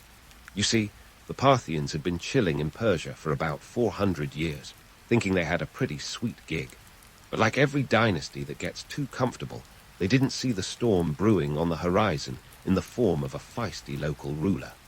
Ardashir, the founder of the Sasanian Empire, was like, "Hold my goblet of wine." The Parthians were in for a rude awakening. Now, let's talk about the political landscape of Persia before Ardashir started rewriting the script. It was a mess of feuding nobles, unreliable allies, and a king more interested in leisurely pursuits than actual ruling. The Parthians were essentially the medieval version of a dysfunctional family sitcom. While they were busy squabbling over who got the last piece of baklava, Ardashir was out there making power moves. The guy knew how to seize an opportunity when he saw one. Ardashir hailed from the region of Persis, modern-day Fars in Iran, where his family had been local rulers. Think of them as the ambitious small-town folk with eyes set on the big city. By 224 C, Ardashir decided it was time to upgrade. The Parthian king, Artabanus Roman IV, didn't quite share that vision. Their clash came to a head at the Battle of Hormozgan. It's a bit like a classic underdog story, except instead of a ragtag sports team, it was a well-organized military force that outmaneuvered a complacent empire. Ardashir's victory wasn't just about military might. It was a masterclass in timing and strategy. So, what made the Sasanian Empire's real estate so coveted? Location, location, location. If empires were playing Monopoly, the Sasanians snagged Boardwalk and Parkplace, while everyone else was stuck with the utilities. Their domain sat right smack on the crossroads of the ancient world, with the Silk Road running through like a traffic jam of camels and caravans carrying silk, spices, and all those exotic trinkets that make life worth living. This wasn't just about collecting tolls, though that definitely helped. It was about influence, control, and a front row seat to the most significant trade show on Earth. The Sasanian Empire's early years weren't just about picking up the pieces from the Parthians. Ardashir saw the bigger picture, a sprawling tapestry of potential stretching from the lush fields of Mesopotamia to the rugged mountains of what is now Afghanistan. With each campaign, the Sasanians expanded their reach, absorbing territories like a snowball rolling downhill, picking up speed and size. By the end of Ardashir's reign, the empire was not just a regional power, it was a heavyweight contender. But every empire has its Achilles heel, and for the Sasanians, it was the constant need to balance expansion with consolidation. Ardashir's successors would find themselves juggling territorial ambitions with the all-too-real challenges of governance. This wasn't just a game of risk. It was a high-stakes chess match with real-world consequences. The empire had to maintain its military prowess, manage a diverse population, and keep an eye on those pesky neighbors, always sniffing around for weaknesses. And speaking of neighbors, the Romans were a particularly thorny issue. Think of them as the nosy neighbors who always peek over the fence, ready to pounce at the first sign of weakness. The Roman Empire was the other major player in the region, and they weren't exactly thrilled about the rise of a formidable rival. The stage was set for a series of epic showdowns, with both empires playing a centuries-long game of cat and mouse across the Near East. The Sasanian Empire might have started with a bang under Ardashir, but maintaining that momentum would be a completely different challenge. The coming decades would test the mettle of Ardashir's successors, who had to navigate the treacherous waters of diplomacy, handle internal strife, and fend off external threats. But for now, as the dust settled on the battlefield and the new empire took its first steps, there was a sense of possibility in the air, a feeling that perhaps, just perhaps, this new dynasty could carve out a lasting legacy in the annals of history. As we close this chapter on the rise of the Sasanians, it's worth pausing to appreciate how one ambitious ruler's vision and courage could change the course of history. Ardashir's gamble paid off in spades, setting the stage for an empire that would endure for over 4 centuries. But like any good story, the best is yet to come, with new challenges and triumphs waiting just around the corner. So buckle up, because the saga of the Sasanian Empire is only getting started. With the stage set for the Sasanian Empire's rise, enter Shapur I, Ardashir's son, and the kind of leader who didn't just inherit an empire, he turbocharged it. If Ardashir laid the foundation, Shapur built a skyscraper on it, complete with a neon sign that probably read, "Welcome to the peak of the Sasanians." Picture this. It's the mid-3rd century CE, and Shapur's turning the empire's ambitions up to 11. Now, let's talk military conquests, because Shapur I didn't just sit around admiring the empire's borders. He pushed them. This guy went toe-to-toe with the Roman Empire, that perennial thorn in the Sasanian side, and came out swinging. In a move that could only be described as the ancient world's might drop, Shapur captured the Roman Emperor Valerian in 260 CE. Yes, you heard that right. An emperor, not just some random general. Valerian was the first Roman emperor to be captured as a prisoner of war, and it's not like the Romans were thrilled to put that on their imperial resume. In today's terms, it's like capturing the CEO of a rival company during a hostile takeover. Shapur didn't just beat his adversary. He humiliated him, parading Valerian around like a trophy. Of course, Shapur knew the value of a good PR campaign. The Sasanians crafted narratives of these victories like a Hollywood blockbuster, with Shapur in the leading role as the hero defeating the villainous Romans. In stone reliefs and inscriptions, Shapur is depicted towering over a kneeling Valerian, a visual story that screamed, "Don't mess with us," louder than any battle cry. These victories were mythologized to the point where you might think the Sasanians were running a full-time creative writing department alongside their military campaigns. But let's not get too swept up in the legend without peeking behind the curtain. The truth is, the Sasanian Empire wasn't invincible. Sure, they had their fair share of glory, but they also faced setbacks, though you wouldn't find those chiseled into stone. Shapur's campaigns, while impressive, weren't all triumphs. The Romans, under new leadership, struck back with their own brand of vengeance, and let's just say the Sasanians didn't win every round. Yet, it was the victories that got the spotlight, while the defeats were shuffled backstage. It's a classic case of history's selective memory, where the blooper reel never makes it into the final cut. Beyond the battlefield, Shapur was also an administrative whiz, expanding the empire's bureaucracy and infrastructure like a CEO optimizing operations. He understood that conquest was only half the battle. The real challenge was turning those victories into sustainable growth. Enter the dual engines of economic expansion, taxation and trade. The Sasanian Empire wasn't just about swords and shields. It was about dinars and drachmas. Shapur's administration developed a sophisticated tax system that ensured the empire's coffers were never empty, a feat that would make any modern tax collector beam with pride. Trade was the other pillar of prosperity. With the Silk Road running through Sasanian territory, the empire was a thriving hub of commerce. Shapur capitalized on this by ensuring safe passage for traders, who brought a steady flow of silk, spices, and precious metals. The revenue from trade wasn't just lining the emperor's pockets. It was fueling urban development, funding public works, and supporting a vibrant economy. In the grand game of empire building, Shapur played his cards with the finesse of a seasoned poker player, knowing when to hold, when to fold, and when to raise the stakes. The economic boom under Shapo's rule wasn't just about wealth. It was about stability and influence. The empire's prosperity attracted scholars, artists, and architects, turning Persia into a cultural melting pot. Cities flourished with new constructions and restored ancient sites, creating a landscape where tradition met innovation. This cultural renaissance was as much a part of Shapo's legacy as his military triumphs. It was a testament to the power of vision, where the pen and the sword worked in tandem to craft an enduring legacy. As we navigate through Shapo's reign, it's essential to remember that the Sasanian Empire's story is one of contrasts. It's a tale of mighty victories and quiet defeats, of grand narratives and unspoken truths.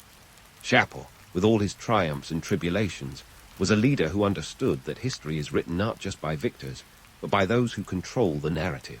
And in the annals of history, his chapter is one of bold strokes and deft touches.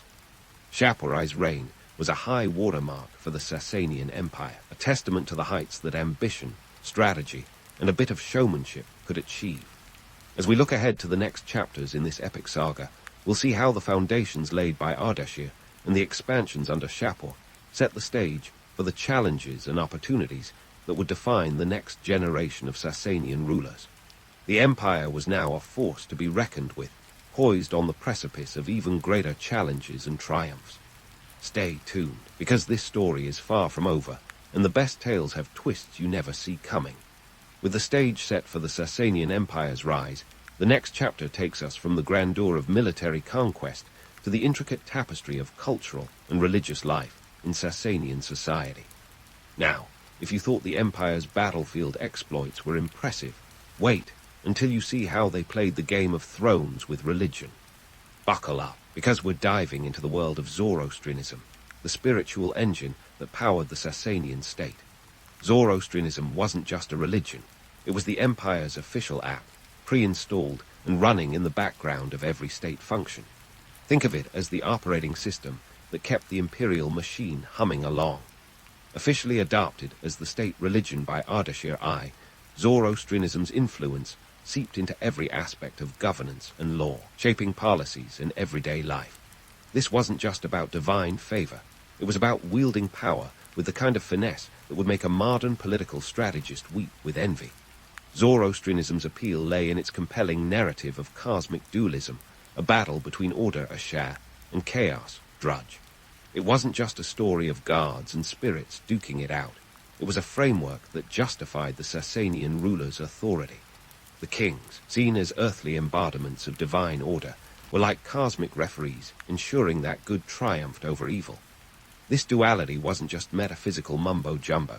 It translated into a legal system where laws were divine commands rather than mere human concoctions.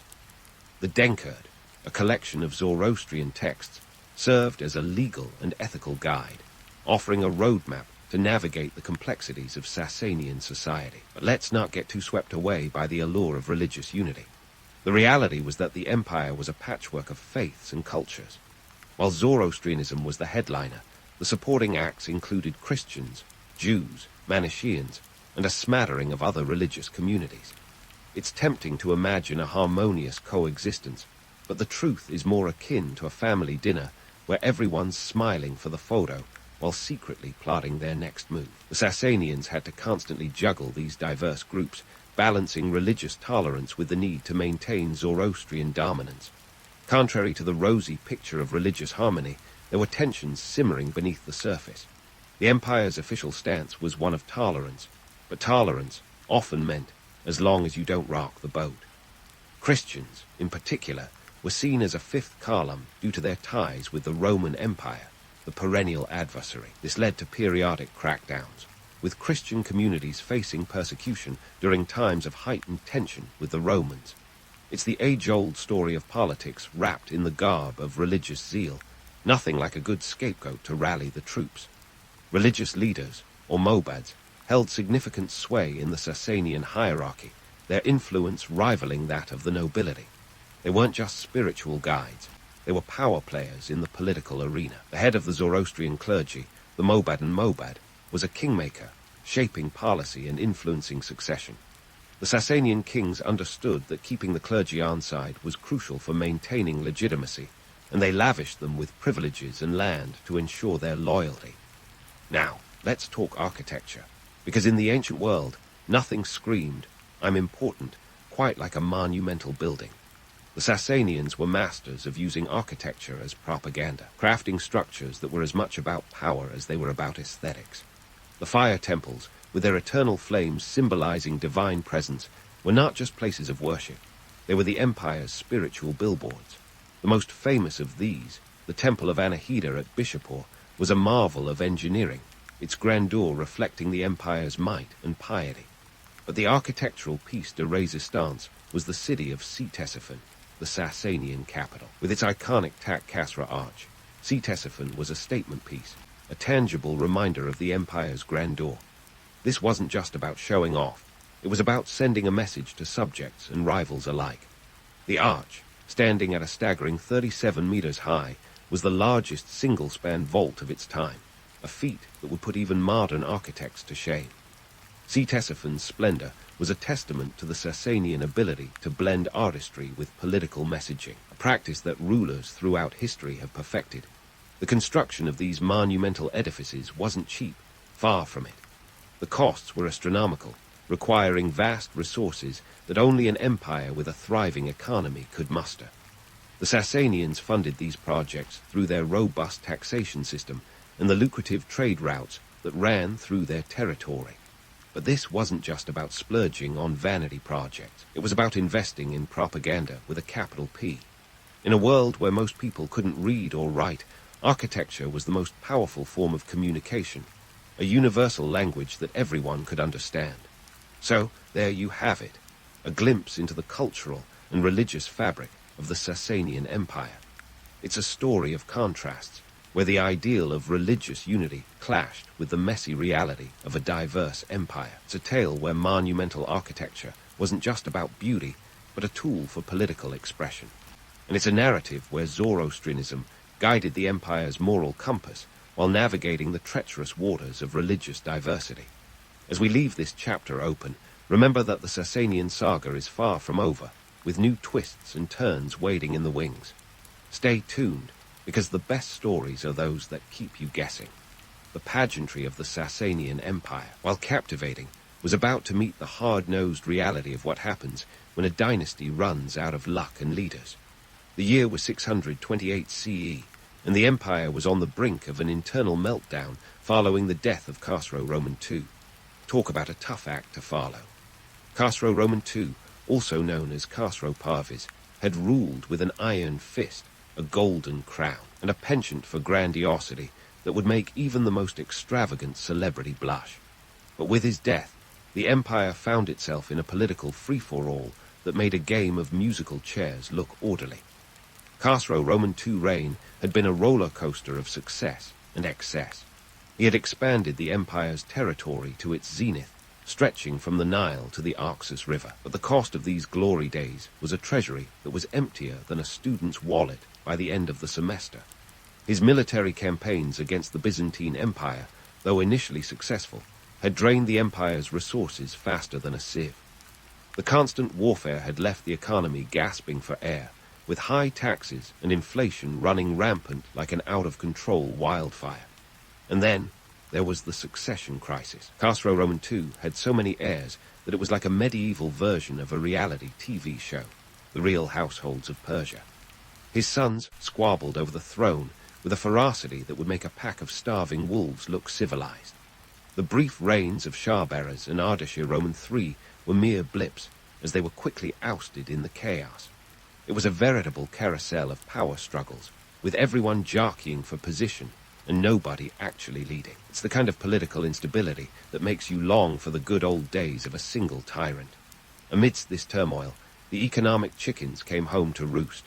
The empire's coffers were running on fumes, and the infrastructure, once the envy of the ancient world, was crumbling faster than a cookie in milk. The famed Silk Road trade was sputtering, thanks to a mix of internal strife and external competition. With the Byzantine Empire on the rebound, the Sasanians found themselves outmaneuvered on the economic stage. It's the classic case of spending money like it's going out of style, only to find that the style itself has changed. But if the Byzantines were a thorn in the Sasanian side, the newly rising Arab caliphates were a full-blown cactus patch. The Arabs, led by the Rashidun Caliphate, were on a mission to expand, driven by religious fervor and a hunger for new lands. They swept across the Arabian Peninsula with the speed and determination of a marathon runner on a caffeine high. And while the Sasanian Empire was busy picking itself apart from the inside, the Arabs were knocking on the door with a battering ram. The Battle of Qadisiyah in 636 CE was a turning point, a seismic shift that left the Sasanian military reeling. Despite their formidable cavalry and ornate armor, they were outmatched by the Arabs' innovative tactics and unyielding spirit. It was a classic tale of the underdog rising up to deliver a knockout punch. The Sasanians, already weakened by internal divisions, couldn't muster the unity or resources to fend off this new threat. The Arabs, with their nimble units and strategic prowess, were like a well-oiled machine running circles around the lumbering giant of the Sasanian military. As the Arab forces advanced, Sasanian heartland was laid bare.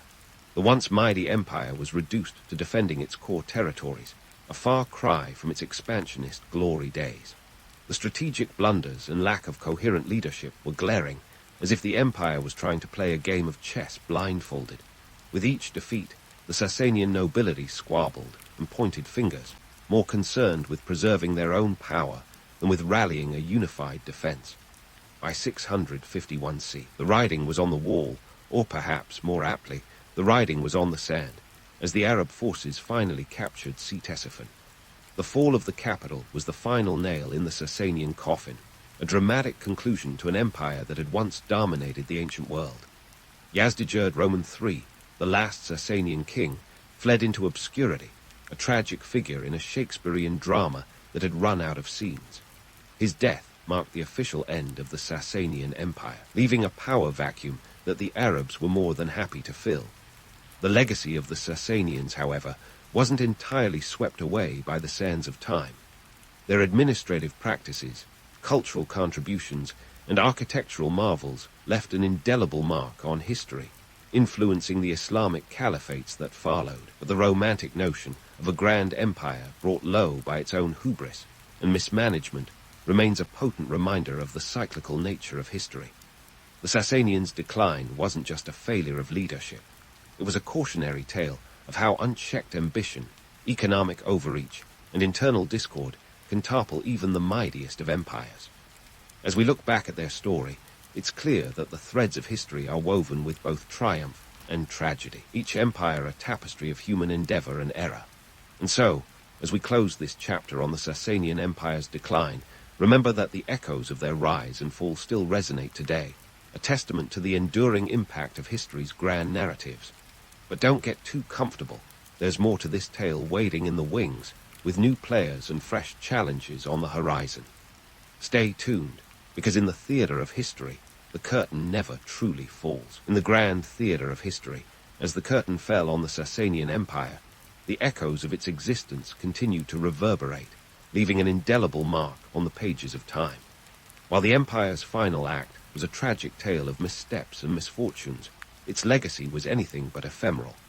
The Sasanians were like the rock stars of ancient Persia, leaving behind a cultural legacy so rich it could fill a museum, or several, if we're being honest. Their influence went beyond borders, weaving itself into the very fabric of subsequent civilizations, particularly the burgeoning Islamic empires that sprang up like mushrooms after a rainstorm. Let's start with the artistic and architectural feats that the Sasanians pulled off with the flair of a maestro conducting a symphony.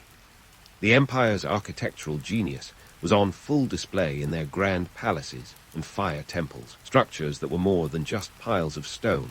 They were statements of power and faith. The Tak Kasra, with its jaw-dropping single-span arch, was an engineering marvel that seemed to defy gravity and common sense. It's as if the Sasanians were saying, "Look what we can do," as they raised their architectural middle finger to the rest of the ancient world. These feats of construction didn't just vanish with the fall of the empire. They served as blueprints for the Islamic architects who followed. The grandeur of their designs inspired the architectural flourishes of Islamic mosques and palaces, proving that good design never goes out of style. Yet, it wasn't just about showing off with bricks and mortar.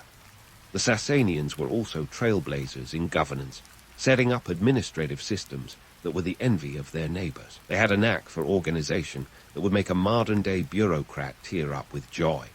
The empire's governance was a finely tuned machine, with a bureaucracy as complex as a Swiss watch and probably just as expensive to maintain. They implemented a tax system that ensured the coffers were brimming, allowing them to fund public works and keep the empire's wheels greased and turning. This system of governance didn't fade into obscurity. It was adopted and adapted by the Islamic caliphates, who understood the value of a well-oiled administrative machine and ran with it, quite literally, across continents. But let's not gloss over the Sasanians' role as cultural curators. They were the custodians of Zoroastrianism, a religion that was as much an identity as it was a faith.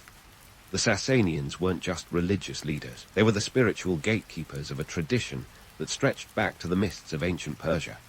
Zoroastrianism's emphasis on the cosmic struggle between good and evil resonated with subsequent Islamic philosophies, which borrowed and built upon these concepts.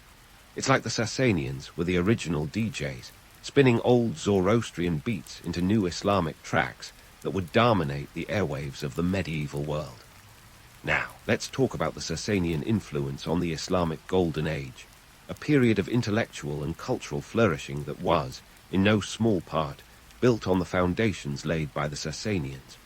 The empire's scholars and scientists were the intellectual heavyweights of their time, contributing to fields such as astronomy, medicine, and philosophy. Their works, translated into Arabic, became the bedrock of Islamic scholarship. It's as if the Sasanians passed the intellectual baton to the Islamic world, saying, "Your turn." And boy, did the Islamic scholars run with it, ushering in a golden age that would illuminate the world. Economically, the Sasanians were the original international traders, with the Silk Road running through their territory like a golden thread. This wasn't just about exchanging goods, it was about exchanging ideas and cultures. The trade routes became highways of exchange, where merchants swapped not only silk and spices, but also stories and technologies. The Islamic caliphates inherited this network and expanded it, turning the ancient world into a bustling marketplace of ideas. The Sasanians had set the stage, and the Islamic empires performed on it, transforming the world's stage in the process. But before we get too carried away with the romance of the Sasanian legacy, let's not forget that history has a way of repeating itself, often with a sardonic twist. Empires rise, empires fall, and the cycle continues, a cosmic dance of ambition and hubris that seems as inevitable as the changing of the seasons. The Sasanians, for all their achievements, were not immune to the pitfalls of power. Their story is a cautionary tale of how even the mightiest can stumble when overreach meets internal discord. It's a reminder that while the monuments of stone may stand the test of time, the empires that build them are as transient as footprints in the sand. So, as we wrap up this saga of the Sasanian Empire, let's raise a metaphorical goblet to their enduring legacy. They've left us a rich tapestry of culture and history, a bridge between the ancient and the medieval, a testament to human ingenuity and folly. And as we look to the future, we should remember the lessons of the past. That power is fleeting, but the impact of a great culture can echo through the ages. In the end, perhaps the greatest legacy of the Sasanians is a reminder of the impermanence of human endeavors, a lesson that empires, no matter how grand, are but chapters in the never-ending story of history. In the 9th century, England was about as cozy as a post-apocalyptic wasteland, with Vikings popping in uninvited like they were the world's worst airboot guests. Amidst this chaos emerged a young lad named Alfred, destined to become the only English king ever to earn the title, the Great. But let's rewind a bit, because Alfred didn't start off as the heroic figure of legend. In fact, his early life was more bookworm than battlefield.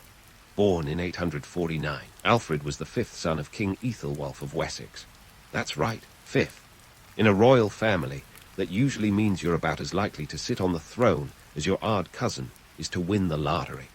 Yet from the get-go, Alfred showed he was more interested in pages than swords. Legend has it that his mother promised a beautifully illuminated book to whichever of her sons could memorize it first.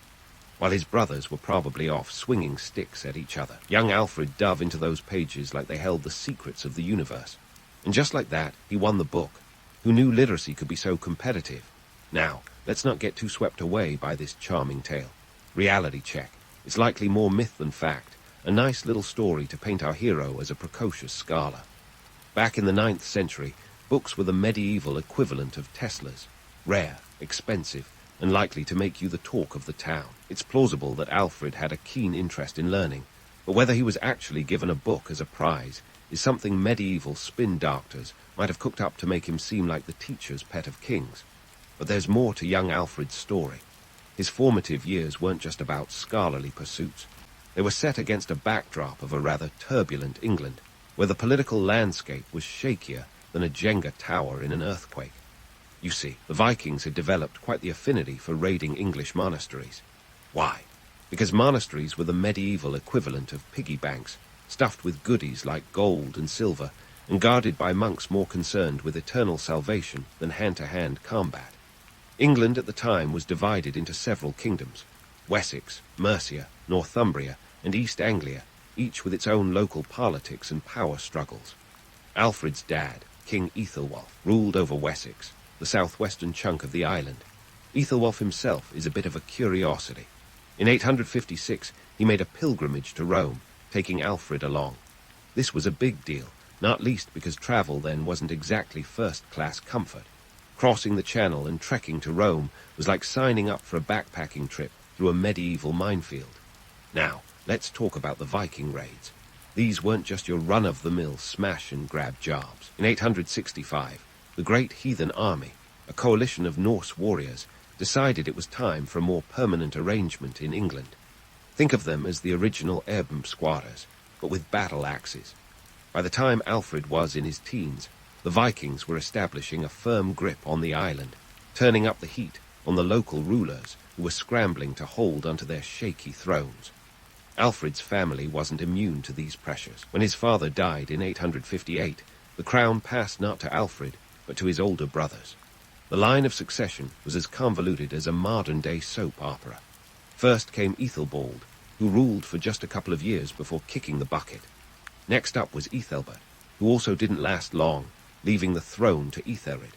By this point, Alfred was likely second-guessing any career aspirations involving the crown, given his brother's track records. Despite the chaos, Alfred clung to his love of learning. He saw knowledge as a weapon as powerful as any sword. The young prince was reportedly so dedicated to his studies that he would carry a book around with him at all times. Imagine a medieval backpack filled with papyrus scrolls. His passion for education was rather unusual for the time. When most young nobles were learning how to best stab someone, Alfred was more interested in how to spell it. Interestingly, the education Alfred received was likely more practical than philosophical. The 9th century wasn't exactly a hotbed for liberal arts degrees. Instead, the focus was on religious texts, basic arithmetic and governance, skills that would prove incredibly useful when he eventually took the throne. Though, to be fair, a bit of swordplay wouldn't have gone amiss, given the Viking situation. Speaking of Vikings, let's rewind to their favorite pastime, pillaging. The Norsemen were a constant thorn in the side of English rulers. They were skilled warriors, feared for their hit-and-run tactics.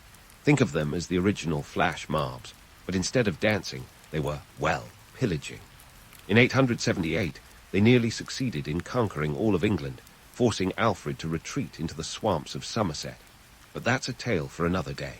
For now, it's enough to know that young Alfred was growing up in a world of uncertainty, where the only constants were change and the ever-present threat of invasion. Yet, despite the chaos, he maintained his dedication to learning, a choice that would shape his reign and ultimately his legacy. The myths surrounding Alfred often paint him as some kind of medieval superhero, emerging fully formed from the chaos to save the day. But in reality, his journey to greatness was as much about survival and adaptation as it was about heroics. His early life was marked by uncertainty, both in his family and his kingdom. But this uncertainty, coupled with his thirst for knowledge, laid the groundwork for the leader he would become.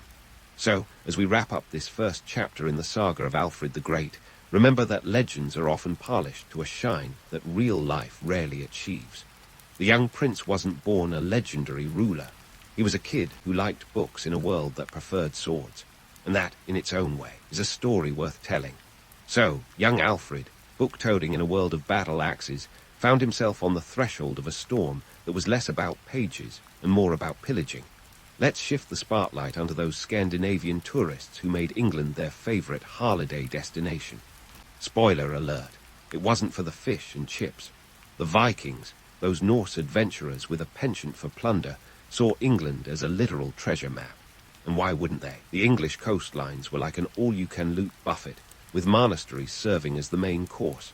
Gold, silver, and other shiny baubles were just lying around, practically begging to be carted off by any passing longship. The Viking threat was as persistent as it was pesky. By the mid-9th century, these seafaring warriors had turned raiding into a fine art. Imagine the chaos. Bands of Norsemen arriving with the stealth of a surprise party. But instead of cake and confetti, they came with swords and torches. Their hit-and-run tactics were so effective that they might as well have trademarked them. And here's the kicker. They didn't just pack up their loot and sail off into the sunset. The great heathen army, yes, that's what they called themselves, subtle as a sledgehammer, decided in 865 that England was too nice a spot not to stick around. They wanted not just loot, but land. Economically, the Viking invasions were like a slow bleed from an open wound. The raids disrupted trade routes, decimated crops, and left local economies in tatters. Silver, which was the currency of choice back then, didn't exactly grow on trees. Every monastery torched, and every village razed meant less wealth circulating in the kingdom. You could almost hear the collective groan of the English coffers. Just for perspective, imagine trying to run a country when your GDP keeps getting carted off by folks who think a handshake is a waste of perfectly good sword-swinging time. Politically, the Viking presence was like shaking a snow globe full of angry bees.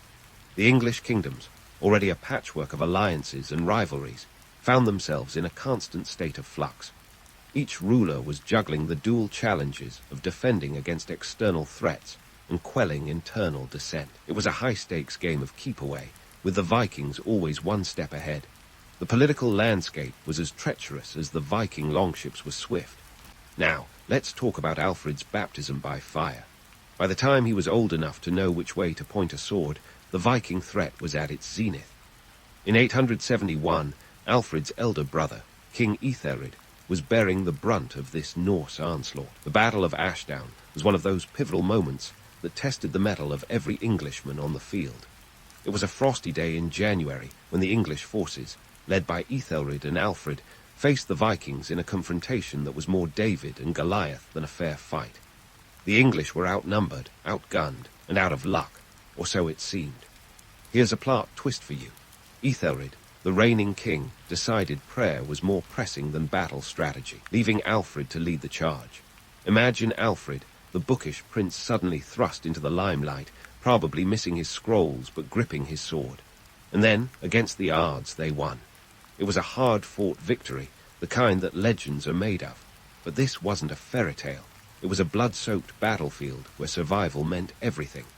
This first taste of leadership wasn't a gentle nudge into power. It was more like being thrown into the deep end of a very Viking-infested pool. The victory at Ashdown was a flicker of hope in an otherwise grim narrative. But if you think this was the moment Alfred hung up his sword and retired to write poetry, think again. The Vikings weren't done, and neither was Alfred. The battle was just one chapter in a saga that was far from over. The political chaos stirred by the Vikings was like a game of chess where the pieces were constantly on fire.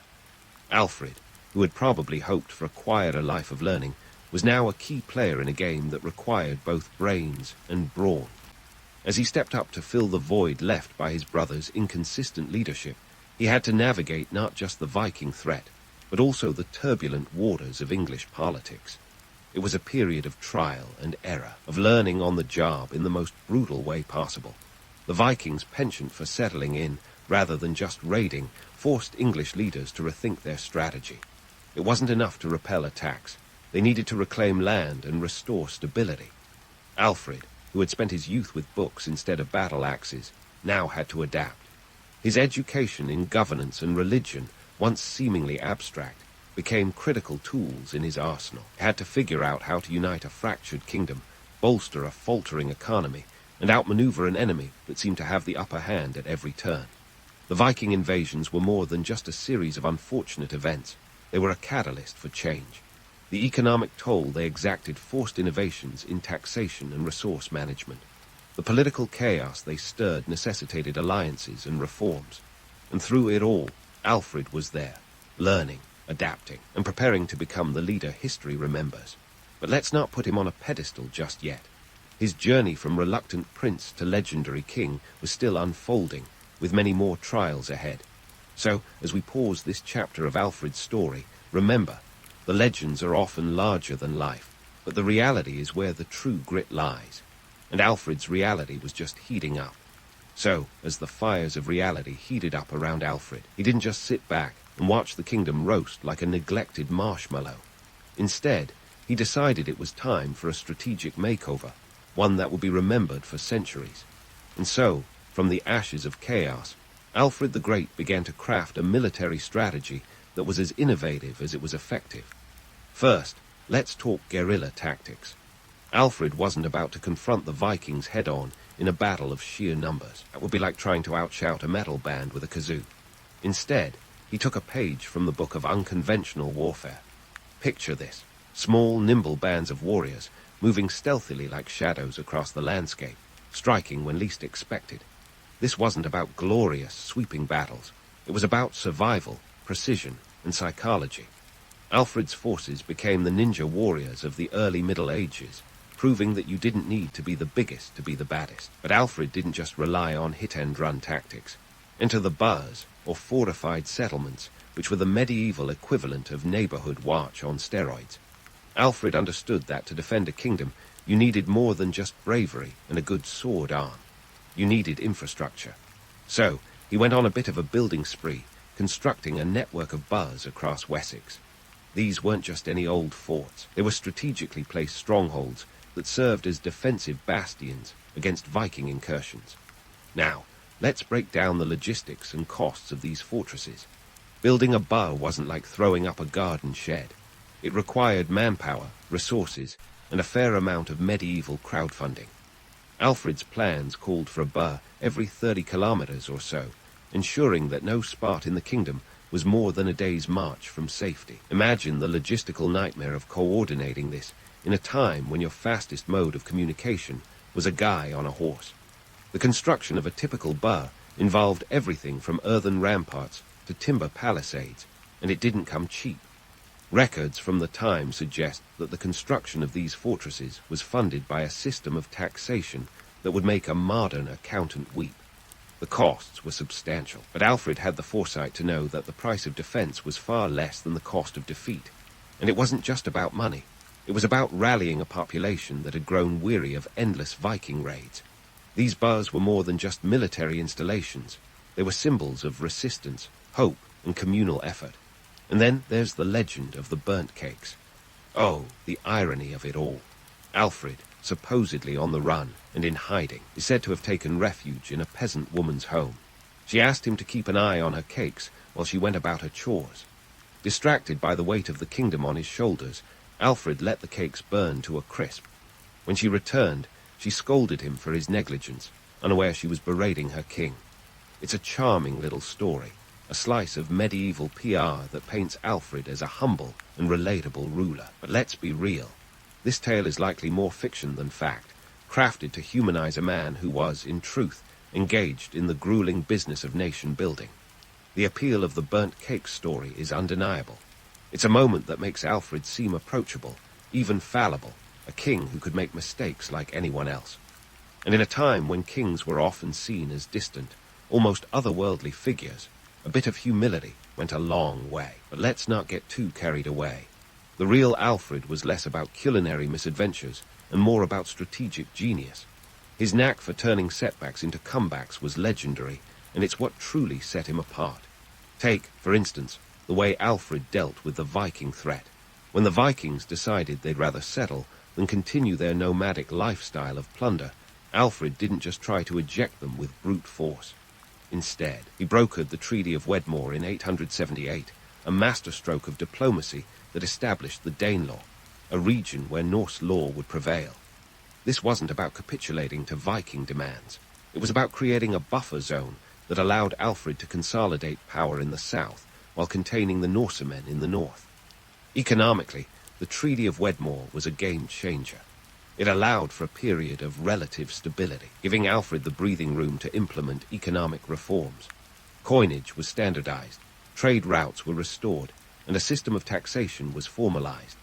This was a time when every silver penny counted, and Alfred made sure not a single one slipped through the cracks. His reforms laid the groundwork for a more robust economy, one that could withstand the shocks of future Viking invasions. Politically, Alfred's strategies were a masterclass in statesmanship. He knew that to hold Wessex together, he needed more than military might. He needed the support of his nobles, the church, and the common folk. His reforms weren't just military or economic, they were cultural. He promoted education, translating essential Latin texts into Old English to make them accessible to a broader audience. He wasn't just fighting to preserve a kingdom, he was fighting to preserve a culture. Yet, despite all these accomplishments, the myth of the burnt cakes persists, overshadowing the very real and very gritty work that defined Alfred's reign. It's a reminder of how history often prefers its heroes with a touch of romance, even when the reality is far more compelling. So, as we leave Alfred amidst his fortresses and reforms, remember that the man behind the legend was crafting a legacy not in burnt bread, but in the enduring strength of a united England. And just like that, Alfred's tale continues, still unfolding, still surprising, and still very much in the thick of things. We've only just scratched the surface of his military genius and the indomitable will that earned him his place in history. So stick around, because Alfred's journey is far from over, and the best is yet to come. So, just when you thought Alfred was done reinventing medieval England, he decided to tackle something even more daunting than Vikings, reforming the legal system and ushering in a new era of culture and education. Yep, Alfred wasn't just about swinging swords and building forts. He was also about laying down the law and making sure everyone could read it. Let's kick things off with Alfred's legal reforms. In an age where justice was often as predictable as the weather, Alfred sought to establish a more consistent legal code. He didn't just pluck these laws out of thin air, mind you. Alfred, ever the scholar, studied the legal traditions of earlier Anglo-Saxon kings like Ini and Offa, along with a healthy dose of biblical principles, just to keep things divine. The result was the Doom Book, or Dambach, if you want to sound fancy. This was Alfred's attempt to create a legal system that was fair, coherent, and just a tad less arbitrary than what came before. And here's the kicker. Alfred didn't just rely on his own wisdom. He surrounded himself with a brain trust of advisors and legal experts. Picture it like a medieval think tank, minus the PowerPoint presentations and endless coffee breaks. This team effort ensured that the laws were comprehensive and, more importantly, applicable to the everyday lives of his subjects. The myth of Alfred as a solitary lawgiver is enticing, but in reality, he was more like the CEO of a very early version of a law firm. Now, let's talk cost, because legal reforms aren't free, and neither is running a kingdom. Alfred's systematic approach to law required not just intellectual effort, but also economic resources. Maintaining scribes, copying texts, and ensuring that decrees reached every corner of the kingdom was no small feat. It was like trying to run a nationwide campaign without the internet or postal service. The logistics alone were mind-boggling, with parchment and ink being the medieval equivalent of a high-end printer. But Alfred's ambitions didn't stop at the law. He was a firm believer that education was the cornerstone of a strong and united kingdom. Remember, this was a time when literacy was a luxury, usually reserved for monks and the ard noble. Alfred wanted to change that. He envisioned a society where everyone, okay, maybe not everyone, but definitely more people, could read and understand the laws that governed them. To achieve this, Alfred launched a cultural renaissance that would have made any Renaissance man proud. He invited scholars from across Europe to his court, transforming it into a hub of intellectual exchange. Among them was Asser, a Welsh monk who chronicled Alfred's deeds and served as his advisor. The presence of such scholars was crucial, debunking the myth of Alfred as a lone genius. His court was a collaborative effort, teeming with intellectual vigor and the occasional heated debate over Latin conjugations. The centerpiece of Alfred's educational reforms was the translation of essential texts into Old English, a move that was both revolutionary and practical. Latin was the language of the church and the learned, but not exactly user-friendly for your average Anglo-Saxon farmer. By translating works like Pope Gregory's Pastoral Care and Boethius' Consolation of Philosophy, Alfred made knowledge accessible, turning his kingdom into a community college of sorts. Let's not sugarcoat it, though. This educational push wasn't without its challenges. Funding these projects required a delicate economic balancing act, as resources were constantly siphoned off to keep those pesky Vikings at bay. Every book translated and every scribe employed meant coins diverted from military coffers. It was a testament to Alfred's foresight that he pursued these cultural undertakings while still ensuring his kingdom didn't crumble under external threats. And then there's the myth that Alfred himself was a master linguist, translating these works single-handedly in the dead of night. The reality was more of an executive producer than a scriptwriter. Sure, Alfred had a hand in these translations, but he relied heavily on his team of scholars. It was like the medieval version of a writer's room, where the king would pitch ideas and his learned advisors would bring them to life. The impact of Alfred's educational initiatives was profound. They laid the foundation for the intellectual growth of England, influencing generations to come. By promoting literacy and learning, Alfred didn't just preserve knowledge, he democratized it. Well, as much as you could in the 9th century. His efforts planted the seeds for what would eventually become a more educated and enlightened society. So, as we leave Alfred amidst his books and laws, let's not forget the man behind the legend. He wasn't just a king who fought Vikings and built fortresses. He was a visionary who believed in the power of knowledge and the rule of law. And while the myths of solitary genius and burnt cakes might persist, it's Alfred's real accomplishments that continue to resonate through history. The tale of Alfred the Great is far from over, with more layers to uncover and more stories to tell. So stay tuned, because this journey through history is just getting started. So, as we leave Alfred amidst his books and laws, let's dive into the legacy he left behind and the myths that have clung to him like medieval chainmail. Alfred's impact on England was seismic, reshaping not just the landscape, but the very soul of the nation. Fasten your seatbelts, history buffs, because we're about to dissect how a king who juggled Vikings and vellum set the stage for future rulers. First off, let's talk about the legacy. Alfred didn't just build a kingdom, he laid the foundation for what would become the English nation. His reforms in law, education, and military strategy weren't just stopgap measures. They were blueprints for governance that echoed through the centuries. Alfred's establishment of the buff system, for instance, didn't just fend off Vikings. It created the infrastructure for future urban development.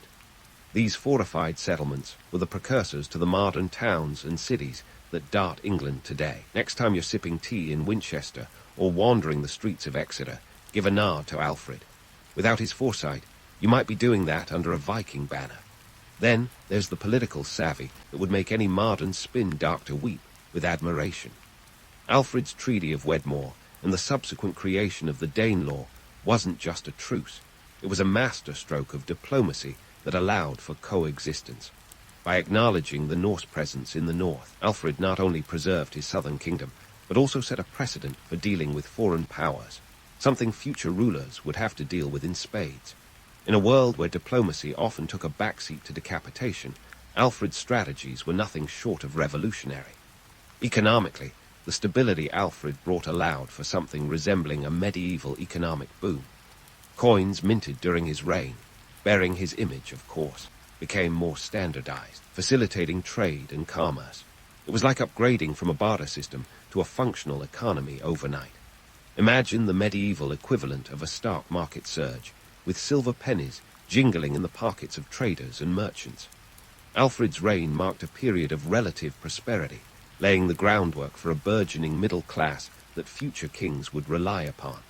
But of course, legacies are often clouded by myths, and Alfred is no exception. The romanticization of his reign has led to some, shall we say, creative storytelling.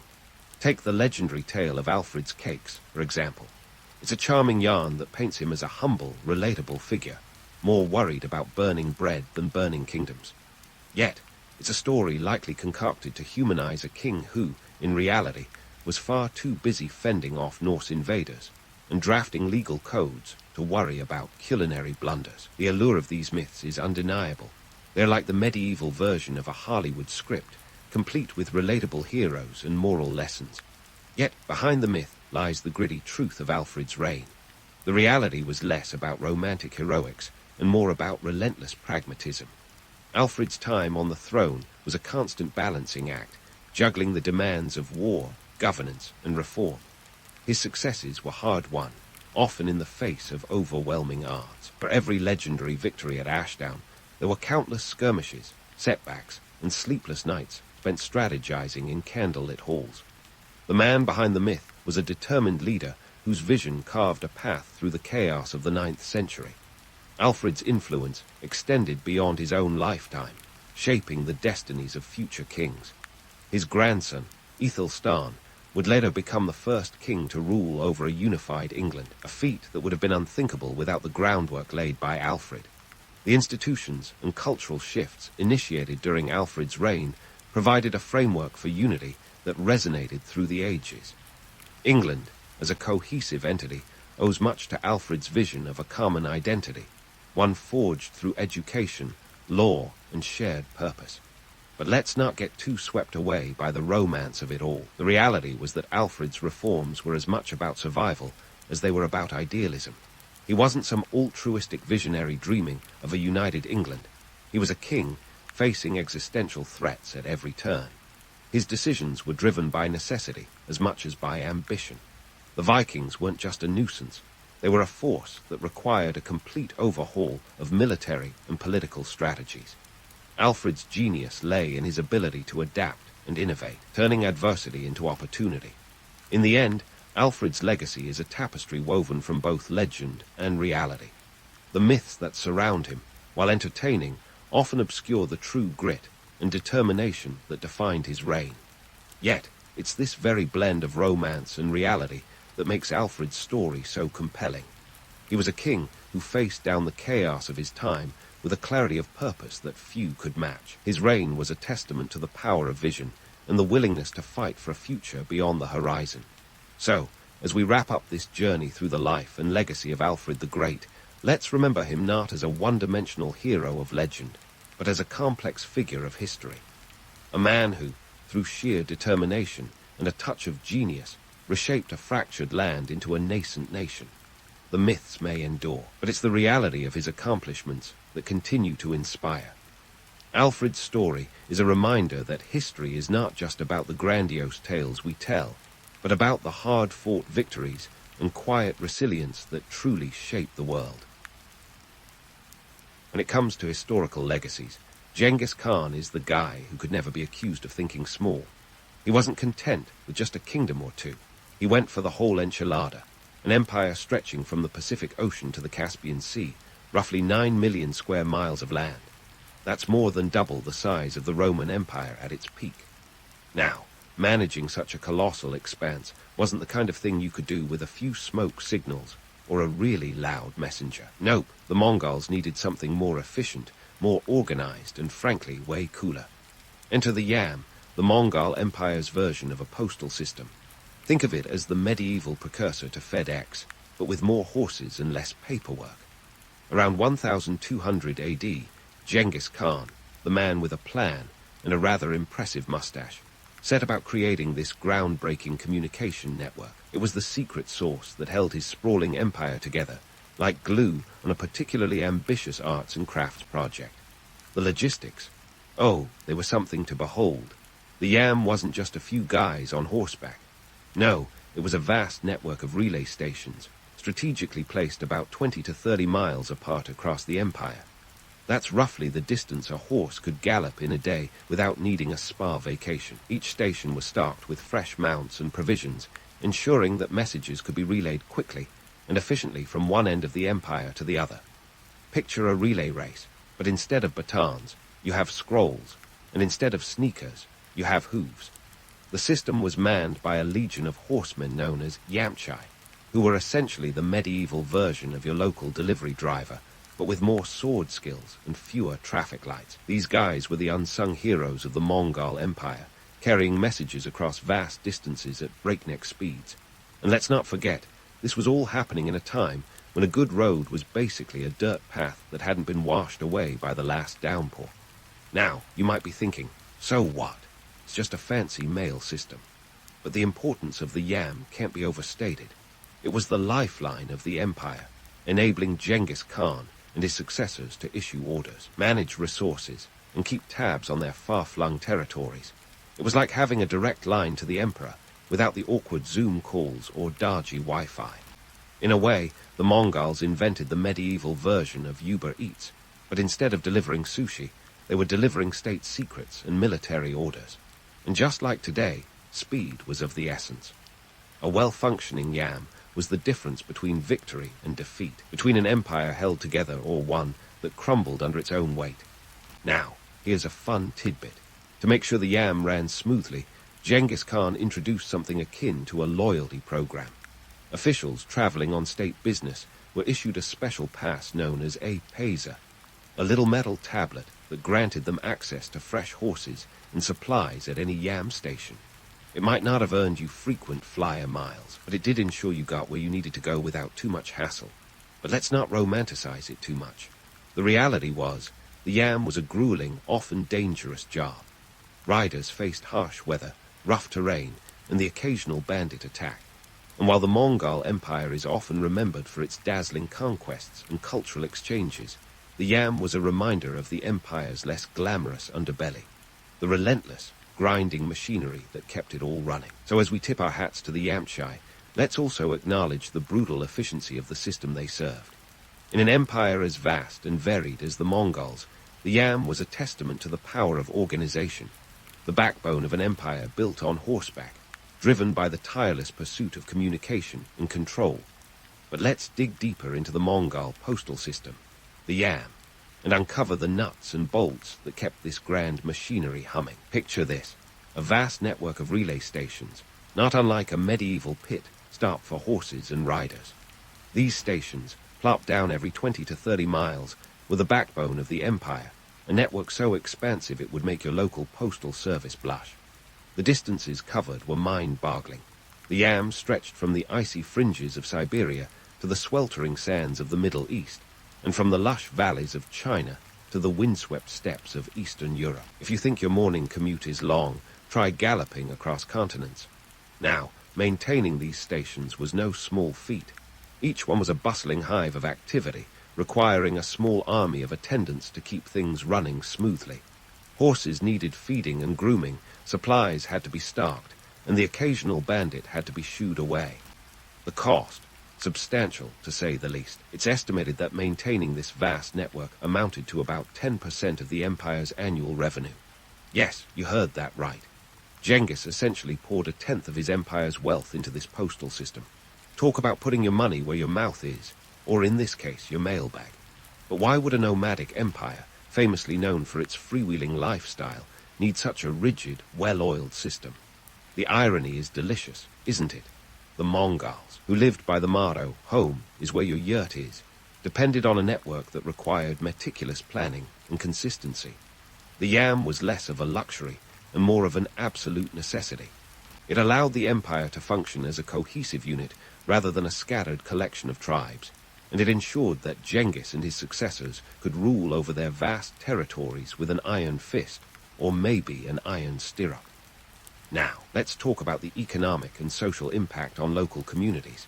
Hosting a yam station was a mixed blessing for the villages scattered across the Mongol landscape. On one hand, it brought economic benefits. The presence of a station meant a regular flow of people, riders, officials, and traders, who needed food, shelter, and other amenities. Think of it as a medieval tourism boom. On the other hand, the demands could be burdensome. The locals were often required to provide horses and supplies, essentially becoming unwilling participants in the Mongol logistics machine. It was like being roped into hosting an endless series of unexpected guests who really liked to run up your grocery bill. The social dynamics were equally complex. The stations became melting pots of different cultures and languages, as riders from across the empire mingled with local villagers. This interaction led to an exchange of ideas, traditions, and occasionally a heated debate over the best way to saddle a horse. It was globalization before globalization was cool. Yet this mingling wasn't always harmonious. The demands of the yam could strain local resources and occasionally spark resentment. After all, nobody likes being asked to fork over their best horse for a system that might seem distant and impersonal. In terms of political and social order, the yam was a tool of control. The system allowed the Mongol rulers to keep a tight grip on their territories, issuing directives and collecting intelligence with unparalleled speed. It was the medieval equivalent of Big Brother, watching over the empire with keen eyes and swift messengers. And let's not forget those trusty pazers, the Khan-endorsed passports that granted safe passage and access to resources. They were the golden tickets of the Mongol world, ensuring that those in possession could zip across the empire without delay. Talk about first-class service. But for all its efficiency, the yam wasn't invincible. Riders faced a gauntlet of challenges, from harsh weather to treacherous terrain, and the occasional ambush by bandits hoping to intercept a valuable message. It was a high-stakes game of cat and mouse, where the stakes were often life and death. The romantic image of the lone rider galloping through the night, silhouetted against the moonlit sky, is tempered by the harsh reality of frostbitten fingers and the constant threat of danger lurking in the shadows. In sum, the yam was a paradox, a structured, bureaucratic marvel born from the minds of nomads. It was a system that defied the odds, bridging vast distances and diverse cultures, all while serving as the nervous system of one of history's most formidable empires. As we delve deeper into the yam story, remember that behind every legendary tale, there's a gritty reality, one that involves a lot of hard work, a touch of ingenuity, and a fair share of grit and grime. The story doesn't end here, so saddle up as we continue to explore the gears and cogs of this grand machine in the next part. The Mongol yam system, as you might have realized by now, was less of a postal service and more of a lifeline, a marvel of medieval logistics that glued a colossal empire together. But like any good story, there's more than one side to it. The political genius behind the yam wasn't just about speed. It was about control, cohesion, and a dash of cunning that would make even Machiavelli nod in approval. Let's start with the big picture. The yam was the Mongol Empire's nervous system. Without it, Genghis Khan's sprawling dominion would have been as coherent as a drunkard's ramblings. Imagine trying to govern an empire that stretched over 9 million square miles without instant communication. It's like trying to play a game of chess via smoke signals. To keep the empire from splintering apart, the yam provided the framework for fast and reliable communication, a necessity for managing far-flung territories and diverse populations. Orders could be dispatched, and intelligence gathered with astonishing speed, making it possible for the Mongol rulers to maintain a firm grip on their vast holdings. And boy, did they need it. The Mongol Empire wasn't exactly a uniform sea of steppe warriors and yurts. It was a patchwork quilt of cultures, languages, and let's face it, a fair amount of dissent. The yam system allowed the Mongols to not only relay orders, but also to gather information from every corner of the empire, functioning like an early version of a surveillance network. Today, we might call it data collection, but back then, it was just good old-fashioned intelligence gathering. The Yamshai weren't just messengers. They were the eyes and ears of the empire, providing critical updates on everything from troop movements to local gossip. Now, let's talk about the myth versus reality. Sure, tales of the yam's speed and reliability are the stuff of legend. Riders covering hundreds of miles in mere days, messages zipping across the empire faster than a medieval rumor about a dragon sighting. But the truth is, it wasn't all smooth galloping. The Mongol Postal Service, for all its efficiency, faced plenty of hurdles. Bad weather could turn roads into quagmires, while rough terrain was less bucolic landscape and more natural obstacle course. Imagine delivering a message through a snowstorm or navigating a mountain pass with nothing but a woolen cloak and a prayer. Not exactly a postcard-perfect ride. And then there were the delays. Oh, the delays. Anyone who's ever waited for a package knows the feeling.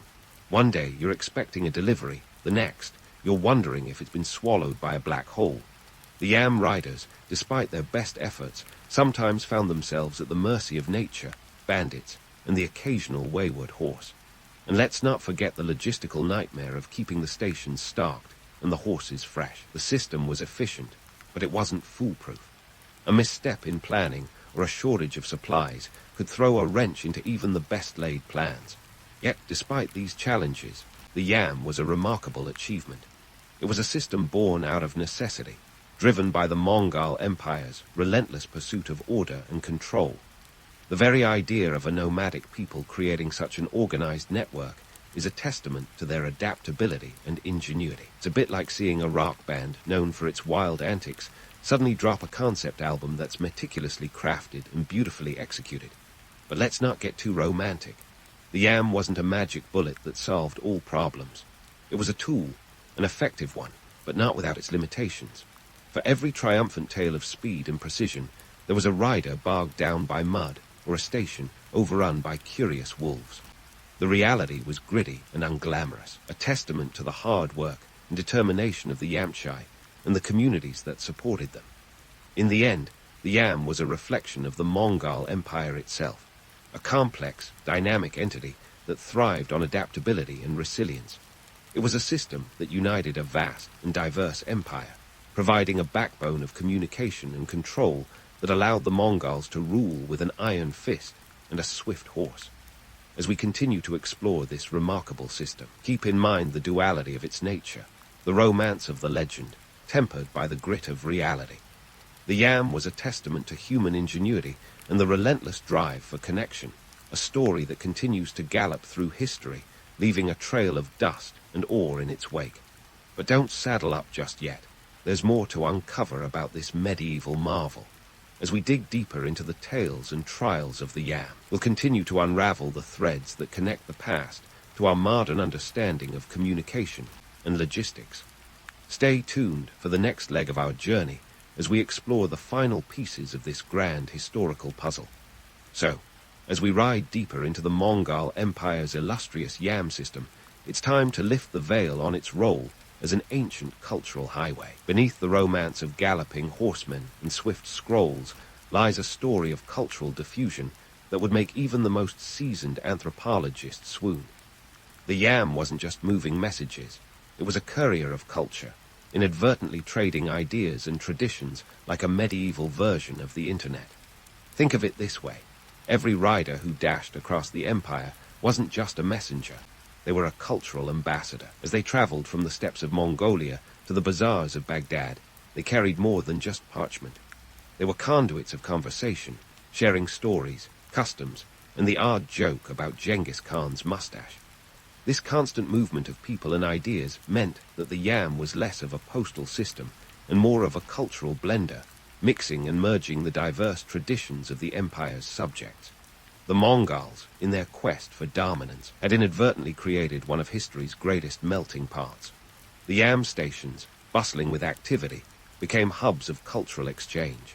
Here, a rider might swap tales with a Persian merchant, debate philosophy with a Chinese scholar, or even pick up a few culinary tips from a Middle Eastern chef.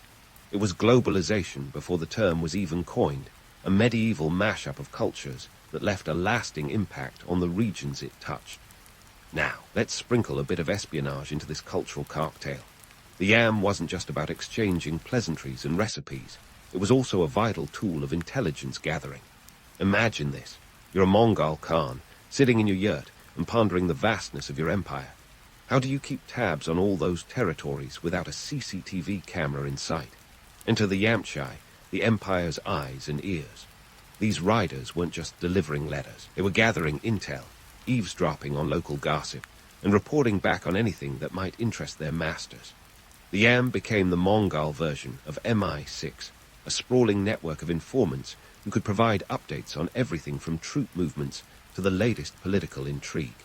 It was like having a spy in every village, a secret weapon in the Mongols' arsenal of control. And while it might sound like something out of a medieval spy novel, it was a crucial part of maintaining the empire's grip on its vast territories.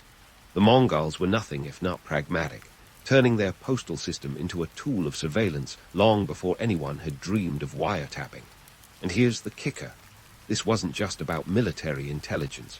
The Mongols, ever the opportunists, used the Yam to keep an eye on economic activities as well. They were like the ultimate market analysts, keeping tabs on trade routes, commodity prices, and the economic health of their empire. It was a level of economic espionage that would make modern corporations green with envy. By controlling the flow of information, the Mongols could manipulate markets, anticipate shortages, and ensure that their coffers were always brimming. But let's not get too caught up in the romantic image of a unified empire. The reality was far from harmonious. While the Mongols excelled at creating a cohesive system of communication and control, the Yam also highlighted the empire's internal tensions. For every tale of cultural exchange and espionage, there was a story of local resentment, of communities burdened by the demands of the Yam. The romanticized image of an empire bound together by a common purpose was often overshadowed by the harsh realities of surveillance and control. In truth, the Yam was a double-edged sword. It facilitated cultural exchange and economic growth, but it also served as a reminder of the Mongols' iron grip on their territories.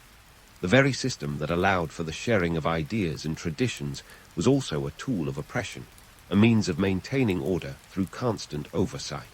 It was the ultimate paradox, a network that united an empire while simultaneously highlighting its divisions. As we gallop through the annals of history, it's essential to remember that the Yam was more than just a postal system. It was a reflection of the Mongol Empire itself, a complex, multifaceted entity that thrived on both innovation and control. It was a system that brought people together while keeping them in check, a testament to the Mongols' ability to blend the romantic with the ruthless. And so, as we continue our journey through this remarkable piece of history, let's keep our eyes peeled for the next twist in the tale. The Yam, with all its contradictions and complexities, still has more secrets to reveal. So hold onto your saddles, because this ride is far from over. As the hoofbeats of history fade into the distance, it's time to pull the curtain on the Yam's legacy. When the Mongol Empire eventually unraveled, like a giant yurt caught in a steppe storm, the Yam system didn't just vanish into the annals of cool things Genghis Khan did. Oh no, it laid the groundwork for postal systems that would echo through time. Picture it, a dusty horse trail evolving into a global network of communication, like a caterpillar morphing into the Concorde. The Yam's influence is stamped all over the postal systems of the world. From the medieval post, riders of Europe, who took a page from the Yam's playbook, to the American Pony Express, galloping across the Wild West, the Mongol model rode shotgun on the development of organized mail delivery. Even the British Royal Mail, established in the 16th century, was inspired by the Mongols' knack for efficient communication. These systems shared the fundamental Yam principle: relay stations, fresh mounts, and the relentless pursuit of speed. Talk about an impressive family tree. But let's not gloss over the fact that the Yam's decline was as dramatic as its rise. The Mongol Empire's fragmentation, like a colossal iceberg splintering under the sun, spelled doom for this once mighty network.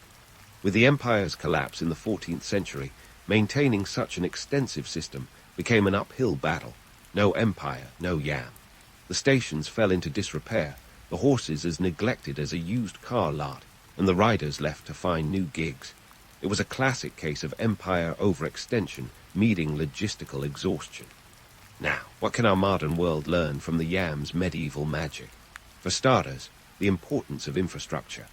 The Mongols understood that a strong communication network was the backbone of governance. Today's digital highways owe a nod to those dusty paths. The Yam taught us that a well-oiled system can bridge vast distances, connect diverse cultures, and maintain cohesion across sprawling territories. It's like the internet, minus the memes and cat videos. The Yam also offers a lesson in adaptability. The Mongols, those nomadic masters of reinvention, managed to build a network that was both rigid and flexible. They didn't just slap together a system. They crafted a living organism that evolved with the empire's needs. In our ever-changing world, the ability to pivot, whether in logistics or in life, remains invaluable. The Yam's legacy is a reminder that innovation often emerges from necessity, not luxury. But enough with the history lesson. Let's get to the juicy bit, the blend of romance and reality. It's easy to get swept up in the romantic notion of lone riders galloping through moonlit landscapes, scrolls in hand, delivering messages with the urgency of a medieval superhero. Yet, behind every legendary tale is the gritty truth. The Yam was a grueling, high-stakes endeavor that required immense resources and relentless dedication. It's the classic human story, where dreams of glory meet the harsh light of day. In the end, the Yam's legacy is a testament to human ingenuity and the timeless quest for connection. It reminds us that communication is more than just words on a page. It's the lifeline that binds us, the thread that weaves the fabric of society. As we close the book on this chapter of history, let's tip our hats to those unsung riders, the Mongol trailblazers who dared to dream big and ride even bigger.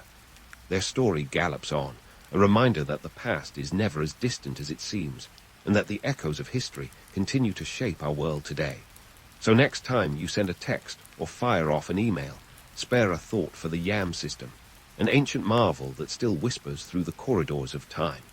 A blend of romance and reality, myth and fact. It stands as a beacon of what humanity can achieve when we dare to connect. And with that, dear listener, we've reached the end of our journey. As the dust settles on this tale of hoofbeats and history, let's carry forward the lessons of the Yam, ever mindful of the power of communication to unite, inspire, and transform. Ever walked into a room and thought, this place needs a teenage emperor? That's precisely what happened in AD 54 when Nero, a 17-year-old with all the political experience of a high school student council president, found himself at the helm of the Roman Empire. But don't let that baby face fool you. This wasn't some accidental rise to power. It was a meticulously plotted ascent, orchestrated by none other than his mother, Agrippina the Younger. If you think today's reality TV stars are ambitious, Agrippina made them look like amateurs. Let's set the scene. Rome, AD 54. The empire was sprawling, stretching out like a giant pizza from the sands of North Africa to the chilly coasts of Britain. At the heart of it all was Emperor Claudius, an unlikely ruler himself, often dismissed as a bumbling fool due to his limp and stutter. But Claudius was no pushover. He expanded the empire and had a knack for survival in a political scene that was more cutthroat than a Game of Thrones season finale. Enter Agrippina, the ultimate power player. Her lineage was as illustrious as it was infamous, daughter of Germanicus, sister to the notorious Caligula, and niece of Claudius. Talk about a family reunion you'd want to skip. Agrippina was already a widow twice over by the time she set her sights on Claudius. Her end game, to get her son, Nero, onto the throne. And in Rome, if you wanted something done, you had to get your hands dirty, or, in Agrippina's case, marry your way to the top. The marriage between Agrippina and Claudius in AD 49 was more business merger than romance. Agrippina brought her son, Lucius Domitius Ahenarbarbus, soon to be Nero, into the imperial fold, and by AD 50 she had convinced Claudius to adopt him, renaming him Nero Claudius Caesar Drusus Germanicus. With a name like that, how could he not be destined for greatness? This adoption leapfrogged him ahead of Claudius' biological son, Britannicus, in the line of succession. Agrippina had played her cards right, and now it was all about waiting for the right moment to strike. But just how did Agrippina manage to tighten her grip on power? She was the first woman in Roman history to wield such influence, and she knew how to work the system. She had coins minted with her image alongside Nero's, a bold move in a society where women were usually seen and not heard. As Tacitus, the Roman historian with a flair for drama, would later note, Agrippina had a masculine ambition in her heart. She was a woman ahead of her time, but in a way that made everyone else a little nervous. Now, about Claudius' sudden departure from this world. Ancient sources are murky, but they all seem to nod towards Agrippina as the mastermind. The most popular story is that Claudius met his end via a plate of poisoned mushrooms. Because why settle for a dull departure when you can go out with gastronomic flair? Tacitus and Suetonius, both known for their juicy historical tidbits, suggest Agrippina was behind the culinary coup. The details remain as fuzzy as a toga after a bacchanalian feast, but the result was clear. With Claudius out of the picture, Nero was proclaimed emperor. So their Nero was ruler of an empire at the tender age of 17. The Roman Senate and the Praetorian Guard endorsed him, largely thanks to Agrippina's influence. But as any teenager would, Nero quickly grew tired of being Mom's puppet. He was more interested in art and music than in military campaigns or statecraft. If TikTok had existed, Nero would have been the kid posting lute solos and poetry readings.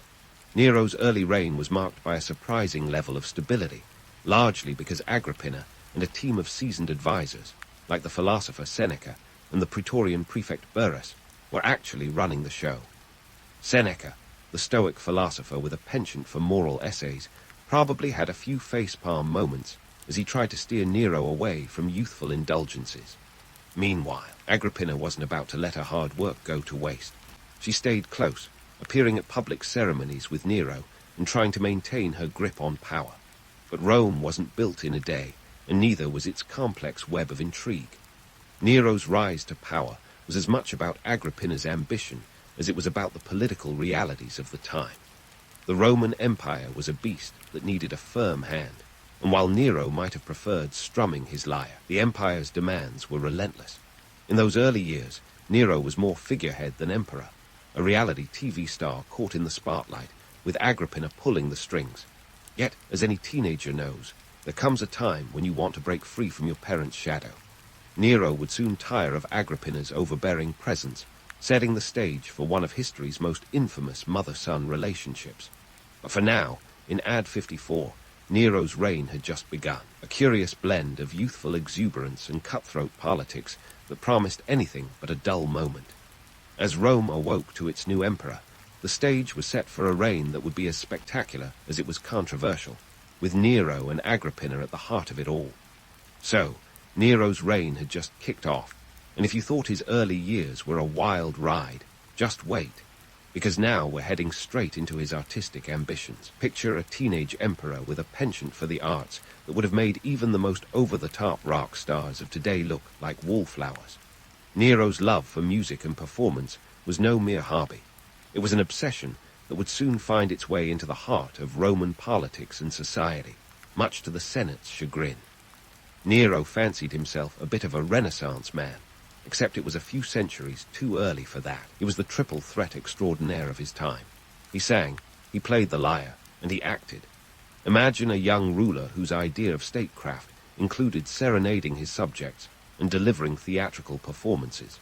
Contemporary sources suggest he had a flair for the dramatic that would have fit right in on the stages of Broadway, or perhaps a karaoke bar if he were around today.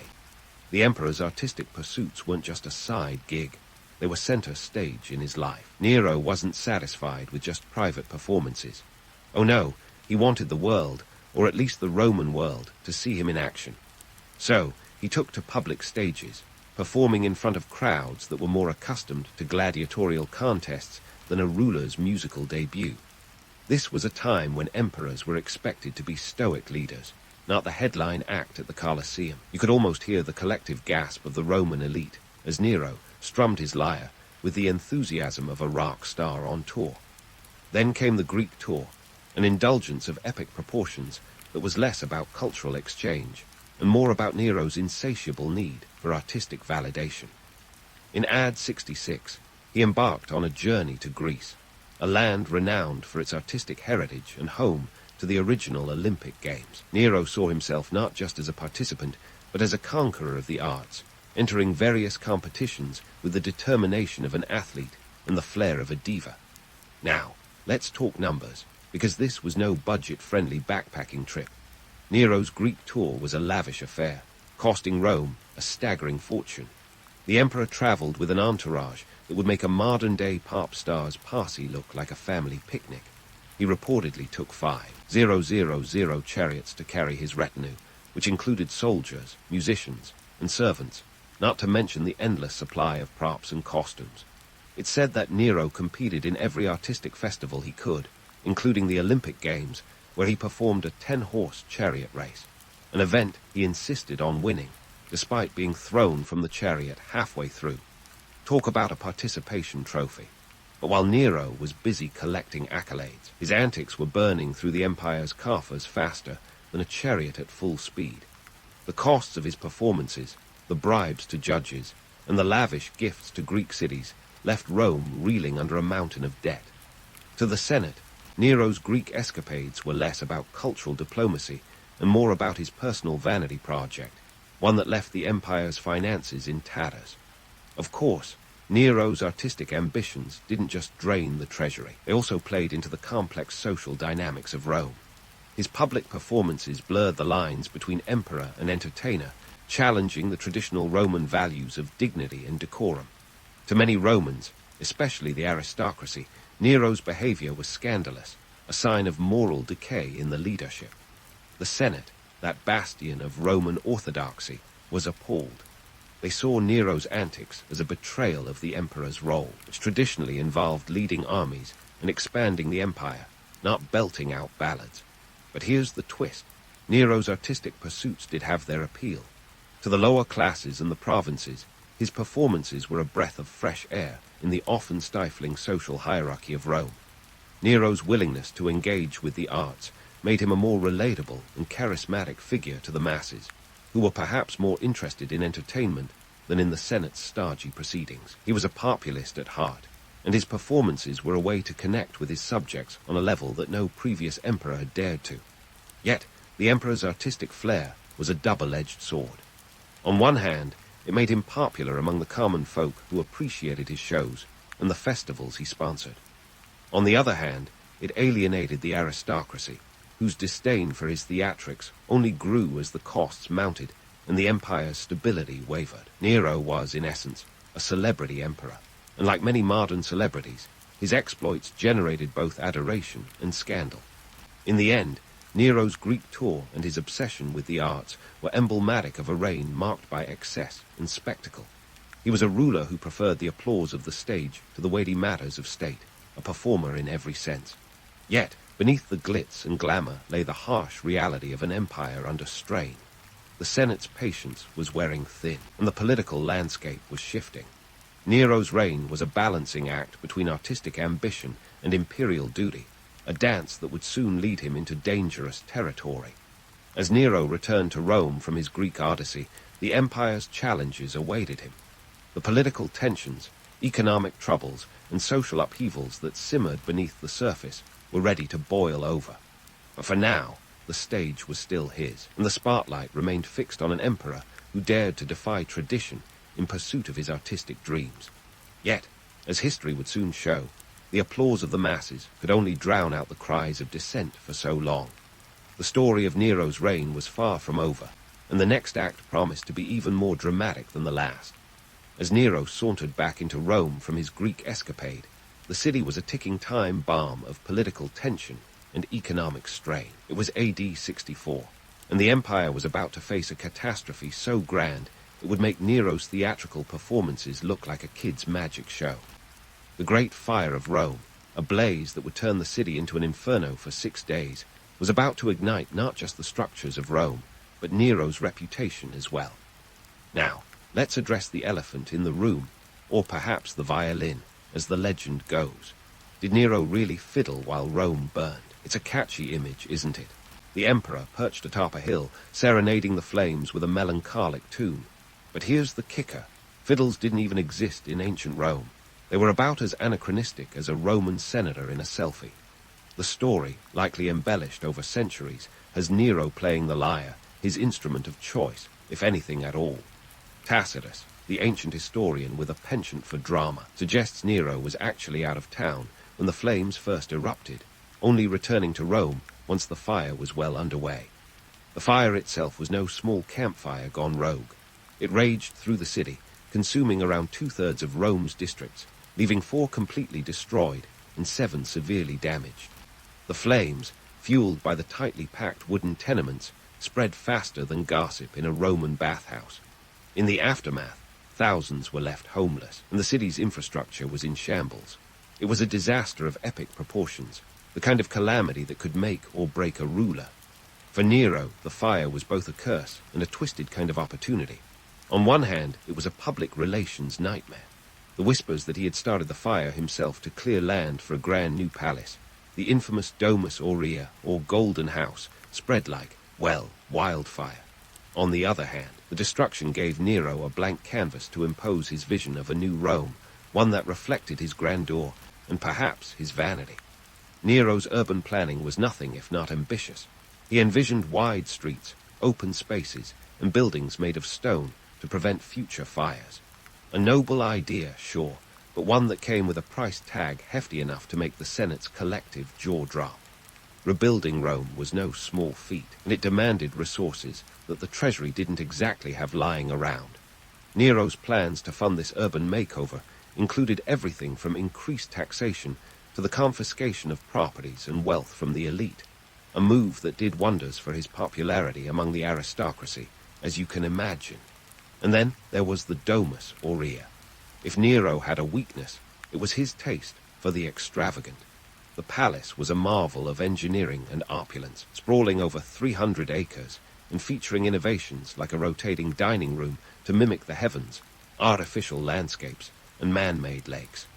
It was less a residence and more a testament to one man's ego, complete with an enormous statue of himself, because nothing says humility like a 100-foot-tall bronze likeness.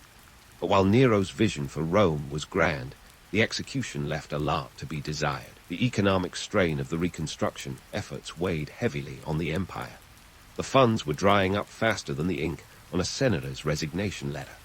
Despite the massive investment, or perhaps because of it, the new Rome didn't exactly win Nero any popularity contests. The resentment among the upper classes brewed, their wealth siphoned to fund Nero's dream city, and the lower classes were still licking their wounds from the fire's devastation. In the court of public opinion, the emperor's efforts were a mixed bag. Some saw Nero as a visionary, an emperor who seized a tragedy and turned it into an opportunity for renewal. But others, particularly those whose pockets were lighter and whose properties had been requisitioned, saw him as a tyrant, more concerned with his legacy than the welfare of his people. The whispers of Nero's supposed pyromania persisted, fed by his perceived indifference to the suffering of the masses and his relentless pursuit of self-glorification. Yet, it wasn't all doom and gloom for our lyre-loving emperor.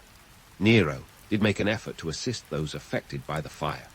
Temporary shelters were erected, and grain was imported to prevent famine. But these acts of charity were overshadowed by the larger-than-life projects that seemed to prioritize Nero's dreams over Rome's recovery. The Great Fire of Rome was a turning point, both for the city and for Nero's reign.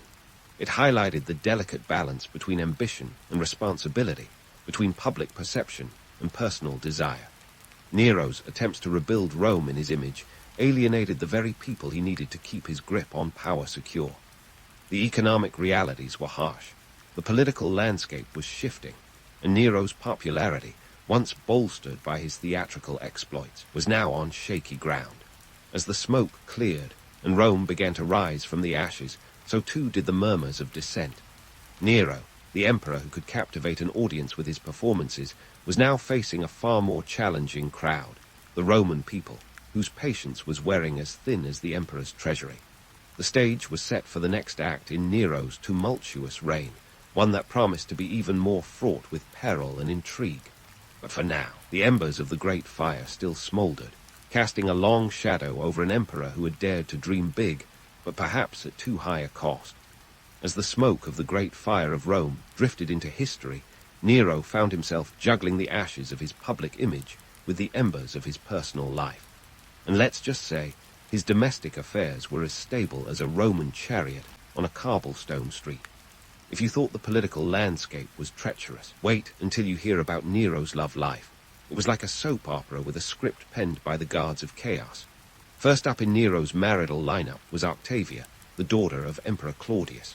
Their union was more about politics than passion, as marriages often were in those days.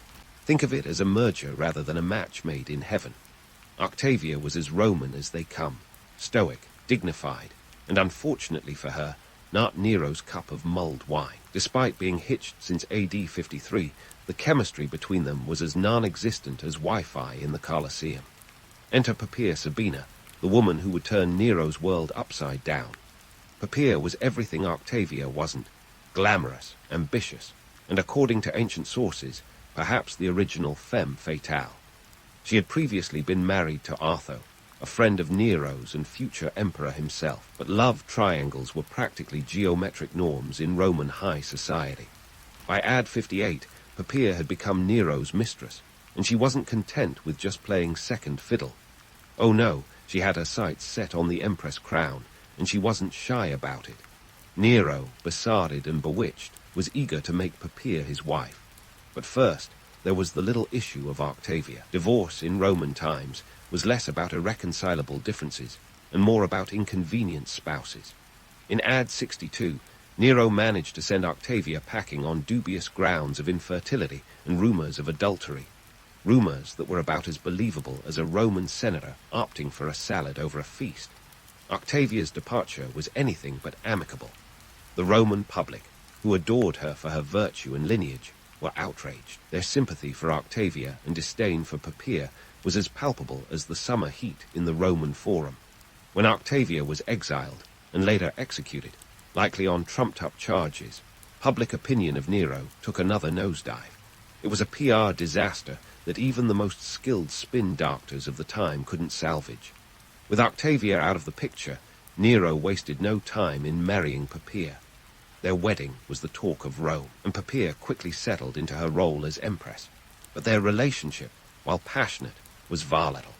Nero and Poppaea's marriage was a roller coaster ride of arguments and reconciliations, with mood swings that could rival the Tiber's tides. Poppaea was not just a beauty with ambition. She was also savvy, wielding influence over Nero and the court with a deft hand. She bore Nero a daughter in AD 63, named Claudia Augusta, who sadly died in infancy, a personal tragedy for the couple that only added to Nero's growing list of woes. Yet, despite their tumultuous relationship, Poppaea's influence on Nero was undeniable. She encouraged his artistic ambitions, shared in his opulent lifestyle, and was even said to have influenced political decisions, a feat not easily achieved in a male-dominated society. But her reign as empress was cut tragically short. In Ad 65, Poppaea died under circumstances that remain as murky as the Roman sewers. The most scandalous version, which has the juicy appeal of a tabloid headline, claims that Nero kicked her to death during a fit of rage while she was pregnant. Tacitus, never one to shy away from a dramatic tale, relayed this version, though it's worth noting that other sources suggest she died of natural causes. Poppaea's death marked a turning point in Nero's personal life. With her gone, Nero's behavior grew increasingly erratic. He plunged deeper into extravagance, surrounding himself with sycophants and indulging in whims that would make even the most debauched Roman blush. His subsequent marriage to Statilia Messalina, a woman with a name suggesting a family tree full of infamous ancestors, was more subdued, lacking the fiery passion and drama of his union with Poppaea. But Nero's personal life wasn't just a series of romantic entanglements. It was also a hotbed of conspiracies and betrayals, as common as toga parties in a Roman villa. The most infamous of these was the Personian conspiracy in AD 65, a plot to assassinate Nero and replace him with Gaius Calpurnius Piso, a senator with charisma and connections. The conspiracy was like a who's who of Roman nobility, involving senators, equestrians, and even some of Nero's own courtiers. It was the ancient equivalent of a political thriller, complete with secret meetings, coded messages, and a dramatic unraveling. The conspiracy was discovered before it could be fully realized, thanks to a tip-off from a freedman who spilled the beans in exchange for leniency. The fallout was brutal. Nero's response was swift and ruthless, with executions and forced suicides that decimated the Roman elite. Seneca, Nero's former tutor and advisor, was among those caught in the net, his forced suicide a tragic end for the philosopher who had once tried to guide the young emperor. The conspiracy highlighted the growing discontent with Nero's rule, particularly among the aristocracy who saw the emperor's behavior as increasingly tyrannical. It was a wake-up call for Nero, but instead of dialing down the chaos, he seemed to double down, becoming ever more paranoid and oppressive. Trust was in short supply, and Nero's court became a place where backstabbing was practically a sport. In the end, Nero's personal life was a microcosm of the turmoil that marked his reign. His marriages and the conspiracies that swirled around him were as much about power and politics as they were about love and betrayal. They reflected the broader struggles of an empire grappling with change, caught between tradition and the whims of a ruler who seemed more interested in artistry than administration. As Nero navigated the treacherous waters of his personal and political life, the empire around him was shifting. The Senate's patience was wearing thin, Rome's coffers were depleted, and the provinces were restless. Nero's reign was a delicate balancing act, with each misstep threatening to send the emperor tumbling from power. The stage was set for the final act of Nero's tumultuous reign, one that promised to be as dramatic and unpredictable as the emperor himself. Stay tuned, because if you thought this was wild, the best, or worst, depending on your perspective, is yet to come. As Nero teetered on the edge of chaos, the empire was more a powder keg than the grand stage he once envisioned. By AD 68, the backdrop of rebellion and discontent was painted in broader strokes than even Nero's ego could brush over. The political theater of Rome was shifting, and Nero was about to learn that not all the world is a stage. Sometimes it's a courtroom with a jury of angry senators. First on the docket of grievances was the economic mess Nero had orchestrated. His rebuilding projects and extravagant lifestyle had turned the imperial treasury into a black hole. The financial strain was palpable. Nero's attempts to refill the coffers included devaluing the currency, a move that wasn't exactly applauded by the Roman public. His economic policies were about as popular as a toga made of sandpaper. Inflation soared, and with it, the discontent of the provinces, which were already simmering with rebellion. Enter the revolts, stage right. In Gaul, Gaius Julius Vindex, a provincial governor, decided enough was enough. He declared open rebellion against Nero, rallying troops and calling for a change in leadership. Vindex wasn't alone in his sentiments. His insurrection sparked a domino effect. Galba, the governor of Hispania Tarraconensis, threw his lot in with the rebels, proclaiming himself emperor with the support of the Senate and the Praetorian Guard. It was as if the empire was suddenly a game of musical thrones, only the music was Nero's own discordant compositions. But Nero wasn't ready to exit stage left quietly.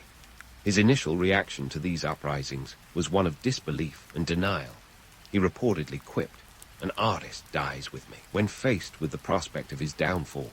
Yet his attempts to muster a military response were as ineffective as his lyre solos were lengthy. The loyalty of his legions was crumbling faster than his political alliances, and the Praetorian Guard, the very bodyguards sworn to protect him, were now eyeing Galba as their new leading man. As Nero's support dwindled, Rome itself became a hostile environment. The Senate declared him a public enemy, an act that was the political equivalent of unfriending him on every social platform. With nowhere to turn, Nero fled the city, seeking refuge in the villa of his freedman Phaon. It was here, on June 9, AD 68, that Nero's tragic arc reached its denouement.